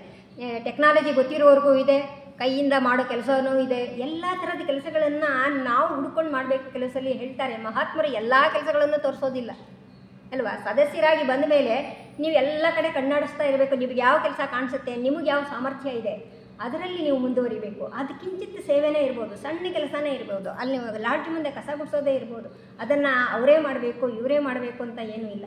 ಇಲ್ಲಿ ನೋಡಿ, ಈಗ ಆ ಸಿಸ್ಟಮ್ ಸರಿ ಮಾಡಬೇಕು, ಅದನ್ನು ಇನ್ನೇನೋ ತೋರಿಸ್ಬೇಕು, ಎಷ್ಟು ಟೆಕ್ನಾಲಜಿ ಅವಶ್ಯಕತೆಯೂ ಇದೆ, ಎಲ್ಲರ ಅವಶ್ಯಕತೆಯೂ. ಹೀಗೆ ಪ್ರತಿಯೊಬ್ಬರೂ ಮಹಾತ್ಮರ ದೃಷ್ಟಿಯಲ್ಲಿ ಪ್ರತಿನಿಧಿಗಳೇ. ಅವರೆಲ್ಲರೂ ಅವ್ರ ಕಣ್ಣಿಗೆ ಬಿದ್ದ ಮೇಲೆ ಇಲ್ಲಿ ಸದಸ್ಯರಾಗಿರೋದು. ಅವ್ರ ಕೆಲಸಗಳು ಎಲ್ಲರ ಮೇಲೂ ಇದೆ, ಎಲ್ಲರ ಜವಾಬ್ದಾರಿ ಇದೆ ಅಂತ ಹೇಳ್ತಾರೆ. ಒಬ್ಬ ಸದಸ್ಯ, ಅವ್ರು ಹೇಳ್ತಾರೆ, ಹೊಸ ಸದಸ್ಯನನ್ನು ನಾವು ಸೇರಿಸ್ಕೊಂಡಾಗ ಅವನನ್ನು ಹೇಗೆ ಗಮನಿಸಬೇಕು ಅನ್ನೋದನ್ನು ಹೇಳ್ತಾರೆ. ಒಬ್ಬ ಹೊಸ ಮೆಂಬರು ಸೇರಿದ ಅಂತ ಹೇಳಿದರೆ ಅವನನ್ನು ಫಾಲೋ ಅಪ್ ಮಾಡಬೇಕು ಅಂತ ಹೇಳ್ತಾರೆ. ಅವ್ನ ಪ್ರತಿದಿನ ಹೇಗೆ ಬರ್ತಾನೆ, ಯಾಕೆ ಬರಲಿಲ್ಲ, ಸುಮ್ಮನೆ ಕ್ಯಾಶುಯಲಾಗಿ ವಿಚಾರಿಸ್ತೀವಿ, ಯಾಕಪ್ಪ ನೀನು ಹೋದ್ವಾರ ಬಂದಿಲ್ಲ ಅಂತ ಕೇಳ್ತೀವಿ. ನಾವು ಅದು ಕೆಲಸ ಮಾಡೋಕ್ಕೆ ಹೋಗಲ್ಲ. ಎಷ್ಟೋ ಸಲ ನಮ್ದೆಷ್ಟೋ ಅಷ್ಟು ನನಗೇನು ಬರೋದೇ ನನಗೆ ಕಷ್ಟ, ನಾನು 8:30 ಇಲ್ಲಿಗೆ ಬರೋದೇ ಕಷ್ಟ, ಈ ಕೆಲಸ ಮುಗಿಸ್ಕೊಂಡು 1 ಅವರ್ ಆದಮೇಲೆ ನನ್ನ ಮನೆಗೆ ಹೋಗೋ ಕಡೆ ನನ್ನ ಧಾವಂತ ಅಲ್ವಾ? ನಾವು ಯಾವ ಸದಸ್ಯರನ್ನು ಕಣ್ಣೆತ್ತಿ ನೋಡ್ತೀವೋ ಇಲ್ವೋ, ಅಥವಾ ಹೊಸ ಸದಸ್ಯರ ಇವರು ಬಂದಿದ್ದಾರೆ, ಇವರು ಎಲ್ಲಿಂದ ಬರ್ತಾ ಇದ್ದಾರೆ, ಎಷ್ಟು ದಿನದಿಂದ ಬರ್ತಾ ಇದ್ದಾರೆ, ವಿಚಾರಿಸ್ಕೊಳ್ಳಿ, ಅದೇನು ತಪ್ಪಿಲ್ಲ. ಅವ್ರು ಯಾಕೆ ಬಂದಿಲ್ಲ ಅಂದರೆ ಅವ್ರಿಗೇನು ಹುಷಾರಿಲ್ವಾ? ಅಲ್ಲ, ನಮಗೆಷ್ಟೋ ಕೆಲಸಗಳಿದೆ, ಆದರೆ ನಾವು ಮನಸ್ಸಿನಿಂದ ಸಹಾಯ ಮಾಡುವಂಥ ಕೆಲಸಗಳು ಸಾಕಷ್ಟಿದ್ದಾವೆ. ನಮ್ಮ ಕೈಯಲ್ಲಿ ದುಡ್ಡು ಕೊಡೋಕ್ಕಾಗಲ್ಲಪ್ಪ ಅಲ್ವಾ? ಎಷ್ಟೋ ಜನಕ್ಕೆ ಸಹಾಯ ಮಾಡಬೇಕು ಅನಿಸುತ್ತೆ, ನನ್ನ ಹತ್ರ ಅಷ್ಟು ದುಡ್ಡಿಲ್ಲ ಅವ್ರು ಕೊಡೋಕ್ಕೆ. ಆದರೆ ಒಂದು ಸಂಕಲ್ಪ, ನಾವು ಇಷ್ಟು ಎಲ್ಲ ತಿಳ್ಕೊಂಡಿದ್ದೀವಿ, ಮನಸ್ಸಿನ ಬಗ್ಗೆ ತಿಳ್ಕೊಂಡಿದ್ದೀವಿ, ಸಂಕಲ್ಪ ರೂಪಗಳ ಬಗ್ಗೆ ತಿಳ್ಕೊಂಡಿದ್ದೀವಿ, ಆ ಸಂಕಲ್ಪಕ್ಕೆ ಎಷ್ಟು ಶಕ್ತಿ ಇದೆ ಅಂತ ತಿಳ್ಕೊಂಡಿದ್ದೀವಿ. ನಾವು ಒಂದು ಸಂಕಲ್ಪನ ಅವನಿಗೆ ಸ್ವಲ್ಪ ಬೇಗ ಗುಣ ಆಗಲಿ, ಅವನು ಮುಂದಿನ ವಾರ ಸೊಸೈಟಿಯಲ್ಲಿ ತಾನು ಕಾಣಿಸ್ಕೊಳ್ಳಿ, ಅವನ ಕೈಯಲ್ಲಿ ಕೆಲಸ ಮಾಡೋಕ್ಕಾಗುತ್ತೋ ಇಲ್ವೋ, ಅವನು ಈ ಒಂದು ತತ್ವಗಳನ್ನು ತಿಳ್ಕೊಳ್ಳೋಕ್ಕಾದರೂ ಬರಲಿ ಅಂತ ನಾವು ಒಂದು ಸಂಕಲ್ಪ ಕಳಿಸಿದ್ರೆ ಅದು ಯಾಕೆ ಕೆಲಸ ಮಾಡಲ್ಲ? ಅದರಲ್ಲಿ ಒಬ್ಬರಲ್ಲ, ನಾವು ಇಷ್ಟು ಜನ ಇರ್ತೀವಿ, ಇಷ್ಟು ಜನನೂ ಆ ಸಂಕಲ್ಪ ಮಾಡಿದಾಗ ಅದಕ್ಕೆ ಎಷ್ಟು ಶಕ್ತಿ ಇರುತ್ತೆ. ಇಂತಹ ಕೆಲಸಗಳನ್ನು ನಾವು ಮಾಡಬೇಕು ಅಂದರೆ ನಮ್ಮ ಕೆಲಸ ಬಹಳಷ್ಟು ಇದೆ. ಆಲ್ಕಾಟ್ರವರು ಅಂತಾರಾಷ್ಟ್ರೀಯ ಅಧ್ಯಕ್ಷರಾಗಿದ್ದಾಗ ಸಿನೆಟ್ರೊಬ್ಬರಿಗೆ ಹೇಳ್ತಾರಂತೆ, ಇಡೀ ಸಂಸ್ಥೆಯನ್ನು ಅವನು ಪ್ರತಿನಿಧಿಸ್ತಾ ಇದ್ದಾನೆ ಅಂತ. ಅವರೊಬ್ಬರು ಎಷ್ಟು ಕೆಲಸ ಮಾಡಿದ್ದಾರೆ, ಅವರಿಬ್ಬರೇ ಸೇರ್ಕೊಂಡು ಎಷ್ಟು ಕೆಲಸ ಮಾಡಿದ್ದಾರೆ, ಆ ಕೆಲಸಗಳನ್ನು ನಾವು ಓದ್ತಾ ಹೋದರೆ ನಮ್ಮ ಕೆಲಸ ಏನೇನೂ ಇಲ್ಲ ಅನ್ನಿಸ್ಬಿಡುತ್ತೆ. ಅವರು ಆ ಹತ್ತಿರದ ಸಂಬಂಧಿಗಳಾಗಿದ್ದಾರೆ. ಈಗ ಗುರುಗಳಿಗೆ ಯಾಕೆ ಅವ್ರು ಅಷ್ಟು ಹತ್ತಿರ ಆಗಿದ್ದಾರೆ ಅಂದರೆ ಅವ್ರು ಅಷ್ಟು ಕೆಲಸಗಳು ಮಾಡ್ತಾ ಇದ್ದಾರೆ, ಎಡಬಿಡದೆ ಇಡೀ ಸಂಸಾರನ ಬಿಟ್ಟು ಬರ್ತಾರೆ. ನಮ್ಗೆ ಅಷ್ಟೆಲ್ಲ ಹೇಳಲಿಲ್ಲ, ನೀವು ಸಂಸಾರ ಬಿಟ್ಟು ಬನ್ನಿ ಅಂತ ನಮ್ಗೆ ಇವತ್ತು ಯಾರು ಹೇಳಿ. ನಿಮ್ಮ ಜವಾಬ್ದಾರಿ ಕೆಲಸಗಳು ಏನಿದೆಯೋ ಅದು ಬಿಟ್ಟು ಬರಬೇಡಿ, ನೀವು ಅದನ್ನು ಮುಗಿಸಿಬಿಟ್ಟು ಬನ್ನಿ ಅಂತ ಹೇಳ್ತಾರೆ. ನಾವು ಬರ್ತಾ ಇರೋದು ಇಲ್ಲಿಗೆ 1 ಗಂಟೆ 2 ಗಂಟೆ, ಅಬ್ಬಬ್ಬ ಅಂದರೆ 3 ಗಂಟೆ ಇಂಥ. ಅದು ಕೆಲವು ದಿನಗಳಲ್ಲಿ 3 ಅವರ್ ಇಲ್ಲಿ ಕೂತ್ಕೊಳ್ತೀವಿ, ಅಥವಾ 4 ಅವರ್ ಇದ್ದು ಹೋಗ್ತೀವಿ. ಅದರಲ್ಲೂ ಪ್ರತಿಯೊಂದು ಜವಾಬ್ದಾರಿ ಕೆಲಸನೇ. ಯಾಕಂದರೆ ನಾವು ಸಂಸಾರದಲ್ಲಿ ಏನು ನಾವು ಇಲ್ಲಿ ಹೇಗೆ ನಡ್ಕೊಳ್ತೀವಿ, ಇದಕ್ಕೆ ಮುಂಚೆ ನಾವು ಅಲ್ಲಿ ಗೆಲ್ಲಬೇಕು. ಅಲ್ವಾ. ನಾವು ಅಲ್ಲಿ ಎಲ್ಲರೂ ಗೆದ್ದರೆ ಮಾತ್ರ ಇಲ್ಲಿ ಬರೋಕ್ಕಾಗತ್ತೆ, ಇಲ್ಲದಿದ್ರೆ ಆಗಲ್ಲ. ಅಲ್ಲಿ ಅತ್ತೆ ಮಾವನ ಬಿಟ್ಬಿಟ್ಟು ಅವ್ರಿಗೆ ಅಡುಗೆ ಮಾಡೋದು ಬಿಟ್ಟು ಅವ್ರಿಗೆ ಊಟ ಕೊಡೋದು ಬಿಟ್ಟು ಅವ್ರಿಗೆ ವ್ಯವಸ್ಥೆ ಏನೋ ಮಾಡಿದೆ ನಾನು ಇಲ್ಲಿ ಬಂದು ಕೂತ್ಕೊಂಡ್ಬಿಟ್ರೆ ನಾನೇ ಗುರುಗಳ ದೃಷ್ಟಿಯಲ್ಲಿ ನಾನೇನು ಒಳ್ಳೆಯವಳಾಗೋದಿಲ್ಲ. ನನ್ನ ಜವಾಬ್ದಾರಿಗಳನ್ನು ನಾನು ಮುಗಿಸೇ ಬರಬೇಕು. ಇಂಥ ಕೆಲಸಗಳನ್ನು ಅವ್ರು ಒತ್ತಿ ಹೇಳ್ತಾರೆ, ಸಾಕಷ್ಟು ಹೇಳಿದ್ದಾರೆ. ಅವ್ರು ಹೇಳ್ತಾರೆ ಯಾಕೆಂದರೆ ಅವರು ಅಷ್ಟು ಕೆಲಸಗಳನ್ನು ಮಾಡಿದ್ದಾರೆ. ಅವರು ಒಂದ್ಸಲಿ ಹೇಳ್ತಾರೆ, ಲಂಡನ್ ಲಾಡ್ಜಿನಲ್ಲಿ ಮಿಸ್ ಅರುಂಡೇಲ್ ಅವರು ಟ್ರೆಷರರ್ ಆಗಿರ್ತಾರಂತ. ಅವಾಗ ಹೇಳಿದಾಗ ಅವರು ಗುರುಗಳು ಹೇಳ್ತಾರೆ, ನೀನು ಲಂಡನ್ ಲಾಡ್ಜಿನ ಅಧಿಕಾರ ಸ್ಥಾನದಲ್ಲಿದ್ದೀಯಾ, ಆದ್ದರಿಂದ ಅದಕ್ಕೆ ಸಂಬಂಧಪಟ್ಟ ಕರ್ತವ್ಯ ಮತ್ತು ಸೇವಾ ಅವಕಾಶ ನಿನಗೆ ಲಭಿಸಿದೆ. ಬರೀ ನೀತಿಬದ್ಧವಾದ ಸಹಾನುಭೂತಿಯಿಂದ ಕೆಲಸ ಮಾಡಿದ್ರೆ ಅಷ್ಟೇ ಸಾಕಾಗಲ್ಲ. ಅದು ನಮ್ಮ ವಿವೇಚನೆ ಅಂತ ಹೇಳ್ತಾರೆ. ವಿವೇಚನೆ ಅಂತ ಹೇಳೋದು ಪ್ರತಿಯೊಬ್ಬ ಸದಸ್ಯ ವಿವೇಕದಿಂದ ಕೆಲಸ ಮಾಡಿದ್ರೆ ಮಾತ್ರ ಆ ಲಾಡ್ಜ್ ಉದ್ಧಾರ ಆಗೋಕ್ಕೆ ಸಾಧ್ಯ ಆಗುತ್ತೆ. ನಾವು ಯಾರಿಗೂ ಒಬ್ಬನಿಗೆ ಕೆಲಸಗಳೇ ಗೊತ್ತಿಲ್ಲ ಅಂಥವನಿಗೆ ನಾವು ಅವನಿಗೆ ಪದವಿಯನ್ನು ಕೊಡ್ತೀವಿ ಅಥವಾ ಅವನಿಗೊಂದು ಅಧಿಕಾರವನ್ನು ಕೊಡ್ತೀವಿ ಅಂದರೆ ಅವನಿಗೆ ವಿವೇಕ ಇಲ್ಲದೆ ಇದ್ದರೆ ಅನೇಕ ತಪ್ಪುಗಳನ್ನು ಮಾಡ್ತಾನೆ. ಅವ್ರು ಹೇಳ್ತಾರೆ, ಆ ಮುಖಂಡ ಸಮರ್ಪಕವಾಗಿ ಕೆಲಸ ಮಾಡದೇ ಇದ್ದರೆ ಆ ಲಾಡ್ಜ್ ಮುಂದೆ ಹೋಗೋದಿಲ್ಲ. ಇನ್ನು ಅವ್ರಿಗಿಂತ ಸಾಮರ್ಥ್ಯ ಇರೋರು ಇರ್ತಾರೆ, ಅಂಥವ್ರನ್ನ ಆರಿಸ್ಬಹುದಲ್ಲ. ಅದನ್ನು ಸರಿಯಾದ ರೀತಿಯಲ್ಲಿ ಹೇಳಬೇಕು. ಅಲ್ಲ ನೀವು ಆಗಬಾರ್ದು ಅಂತ ಡೈರೆಕ್ಟಾಗಿ ಅವ್ರಿಗೆ ಹೇಳೋದು ಹಕ್ಕು ನಮಗಿಲ್ಲ. ಆದರೆ ಅವರಿಗಿಂತ ಸಾಮರ್ಥ್ಯ ಇರೋರು ಸ್ವಲ್ಪ ದಿನ ಕೆಲಸ ಮಾಡಿ ತೋರಿಸಿದ್ರೆ ಅವರೇ ಹಿಂದೆ ಹೋಗ್ತಾರೆ. ಈಗ ಯಾರು ಪದಾಧಿಕಾರಿ ವಹಿಸ್ಕೊಂಡಿರ್ತಾರೋ ಅವ್ರು ಹಿಂದೆ ಹೋಗ್ತಾರೆ.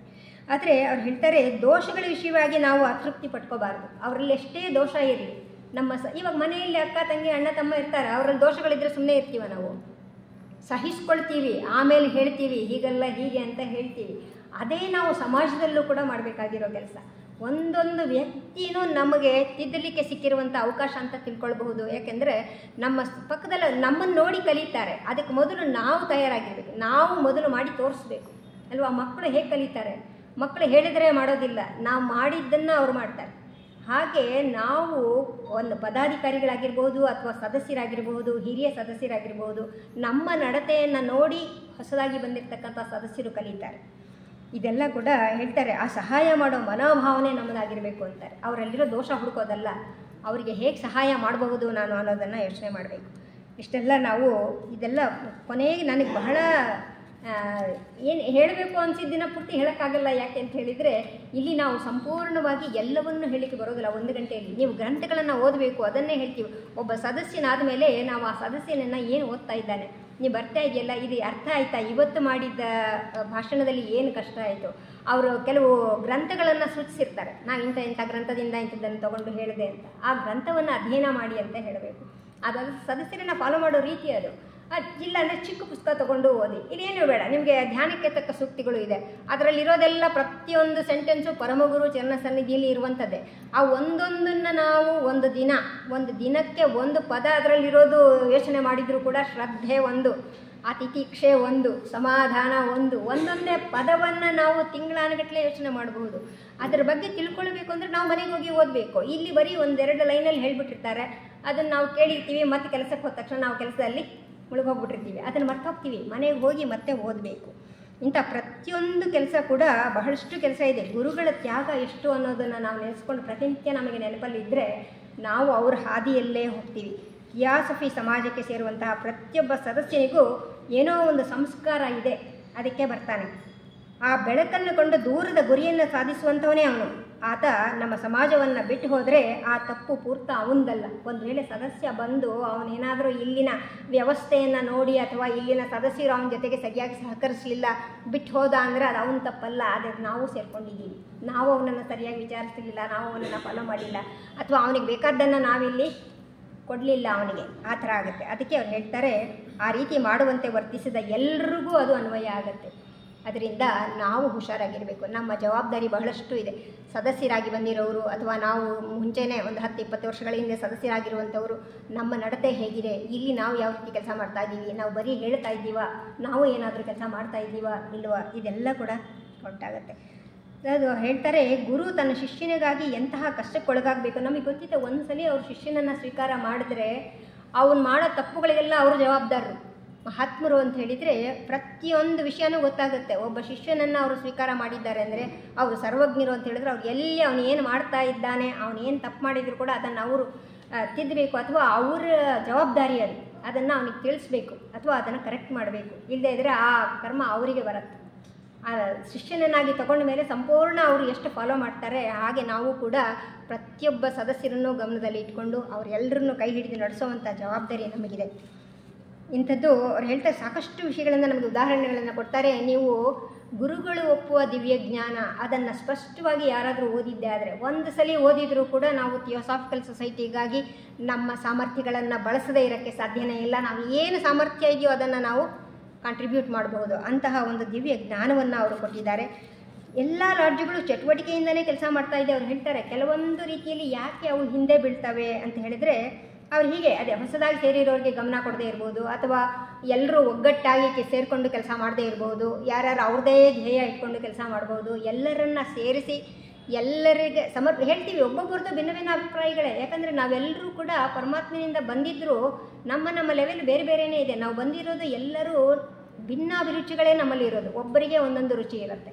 ಆದರೆ ಅವೆಲ್ಲವೂ ಸೇರಿದಾಗ ಅದು ಸಮರ್ಪಕವಾದ ಕೆಲಸ ಆಗುತ್ತೆ ಅಂತ ಹೇಳ್ತಾರೆ. ಎಲ್ಲರ ಅವಶ್ಯಕತೆ ಇದೆ, ಎಲ್ಲರ ಸಾಮರ್ಥ್ಯಗಳ ಅವಶ್ಯಕತೆ ಇದೆ. ನಾವೆಲ್ಲರೂ ಕೂಡ ಸಾಮರ್ಥ್ಯಗಳನ್ನು ಬೆಳೆಸ್ಕೊಳ್ಳೋಕ್ಕೆ ಇಲ್ಲಿ ಬರ್ತಾ ಇರೋದು. ಅಂದರೆ ಯಾವಾಗ ನಾವು ಪರಿಪೂರ್ಣರಾಗೋದು ಅಂತ ಹೇಳಿದರೆ, ನಾವು ಕೂಡ ಜೀವನ್ಮುಕ್ತರಾದಾಗ. ಅಲ್ಲಿಗೆ ನಮ್ಮದು ಈ ಒಂದು ಮನುಷ್ಯ ಜೀವನದಲ್ಲಿ ಅದು ಕೊನೆಯ ಘಟ್ಟ ಅಂತ ಹೇಳ್ಬೋದು, ಜೀವನ್ಮುಕ್ತನಾಗುವಂಥದ್ದು. ಇಲ್ಲೆಲ್ಲ ಏನೇನು ಕಷ್ಟಗಳು ಬಂದಿದೆಯೋ ಇವೆಲ್ಲವನ್ನು ತಿಳ್ಕೊಂಡು ನಾವು ಆ ಪದವಿಗೆ ಹೋಗ್ತೀವಿ. ಅದಕ್ಕೆ ಹೋಗುವ ಮುಂಚೆ ಅವ್ರು ಹೇಳ್ತಾರೆ, KH ಗುರುಗಳು ಹೇಳ್ತಾರೆ, ಕುತೂಮಿಗಳು ಅನುಭವಿಗಳಾದ ಸದಸ್ಯರು ಹೊಸ ಸದಸ್ಯರುಗಳ ಉಸ್ತುವಾರಿಯನ್ನು ವಹಿಸಿಕೊಂಡು ಕೈ ಹಿಡಿದು ನಡೆಸುವಂತೆ ಆಗಬೇಕು ಅಂತ ಹೇಳ್ತಾರೆ. ಅಷ್ಟು ಹೇಳುವಾಗ ನಾವು ಹೇಗೆ ನಮ್ಮ ಕರ್ತವ್ಯಗಳನ್ನು ಮಾಡೋ ಹಾಗೆ ಎಲ್ಲ ಶಿಕ್ಷಣವನ್ನು ಕೊಡಬೇಕು ಅಂತಾರೆ. ಆ ಸದಸ್ಯ ಮೊದಲು ಬಂದಾಗ ಅವನಿಗೆ ಗೊತ್ತಿರಲ್ಲ ಈ ಸೊಸೈಟಿಯಲ್ಲಿ ಏನು ರೂಲ್ಸ್ ಇದೆ, ಯಾವ ರೆಗ್ಯುಲೇಷನ್ಸ್ ಇದೆ, ಏನು ಮಾಡಬೇಕು ಏನು ಮಾಡಬಾರ್ದು, ಅದನ್ನೆಲ್ಲ ನಾವು ಹೇಳಬೇಕು, ತಿದ್ದಬೇಕು. ಆಗಾಗ ಹೇಳ್ತಾ ಇದ್ದರೆ ಅವ್ರಿಗೂ ಅರ್ಥ ಆಗುತ್ತೆ. ಅದು ಅಷ್ಟೆಲ್ಲ ಜವಾಬ್ದಾರಿಗಳು ನಮ್ಮ ಮೇಲೆ ಇದೆ. ನಾವೆಲ್ಲರೂ ಕೂಡ ಆ ಮಹಾತ್ಮರ ಕೆಲಸವನ್ನು ಸರಿಯಾಗಿ ಮಾಡಬೇಕು ಅಂದರೆ ಮಹಾತ್ಮರ ಪತ್ರಗಳನ್ನು ಅಥವಾ ಈ ಗ್ರಂಥವನ್ನು, ಈ ಕೊಟ್ಟಿರ್ತಕ್ಕಂಥ ಸಾಹಿತ್ಯವನ್ನು ನಾವು ಪ್ರತಿನಿತ್ಯ, ನಮಗೆ ಹೇಳ್ತಾರೆ ನಾವು ಪ್ರತಿನಿತ್ಯ ಒಂದು 10 ನಿಮಿಷ ಓದೋದು, ಅರ್ಧ ಗಂಟೆ ಓದೋದು. ಅರ್ಧ ಗಂಟೆ ಓದಿದ್ದನ್ನು ಯಾವುದಾದ್ರೂ ನಮಗೆ ಇಷ್ಟವಾದ ಒಂದು ಲೈನ್ ಇರುತ್ತೆ ಅದರಲ್ಲಿ, ಅದನ್ನು ನೆನಪಿಟ್ಟುಕೊಂಡ್ರೆ, ನಾವು ಅದನ್ನು ಮನನ ಮಾಡಿದರೆ ಮತ್ತೆ ನಾಳೆ ನಾವು ಏನು ಕೆಲಸ ಮಾಡಬೇಕು, ನಾವು ಯಾವ ರೀತಿ ಕೆಲಸ ಮಾಡ್ತಾ ಇದ್ದೀವಿ, ನನ್ನ ದೋಷಗಳು ಏನು, ನನ್ನ ದೋಷಗಳನ್ನು ನಾನು ತಿದ್ದುಕೊಳ್ಳೋಕ್ಕೆ ಸಹಾಯ ಆಗುತ್ತೆ. ಅದನ್ನು ತಿದ್ದುಕೊಂಡ್ರೆ ಸಾಕು, ನಮ್ಮನ್ನು ನೋಡಿ ಬೇರೆಯವರು ಕಲಿತಾರೆ, ನಾವು ಹೇಳೋ ಅವಶ್ಯಕತೆಯೇ ಇಲ್ಲ.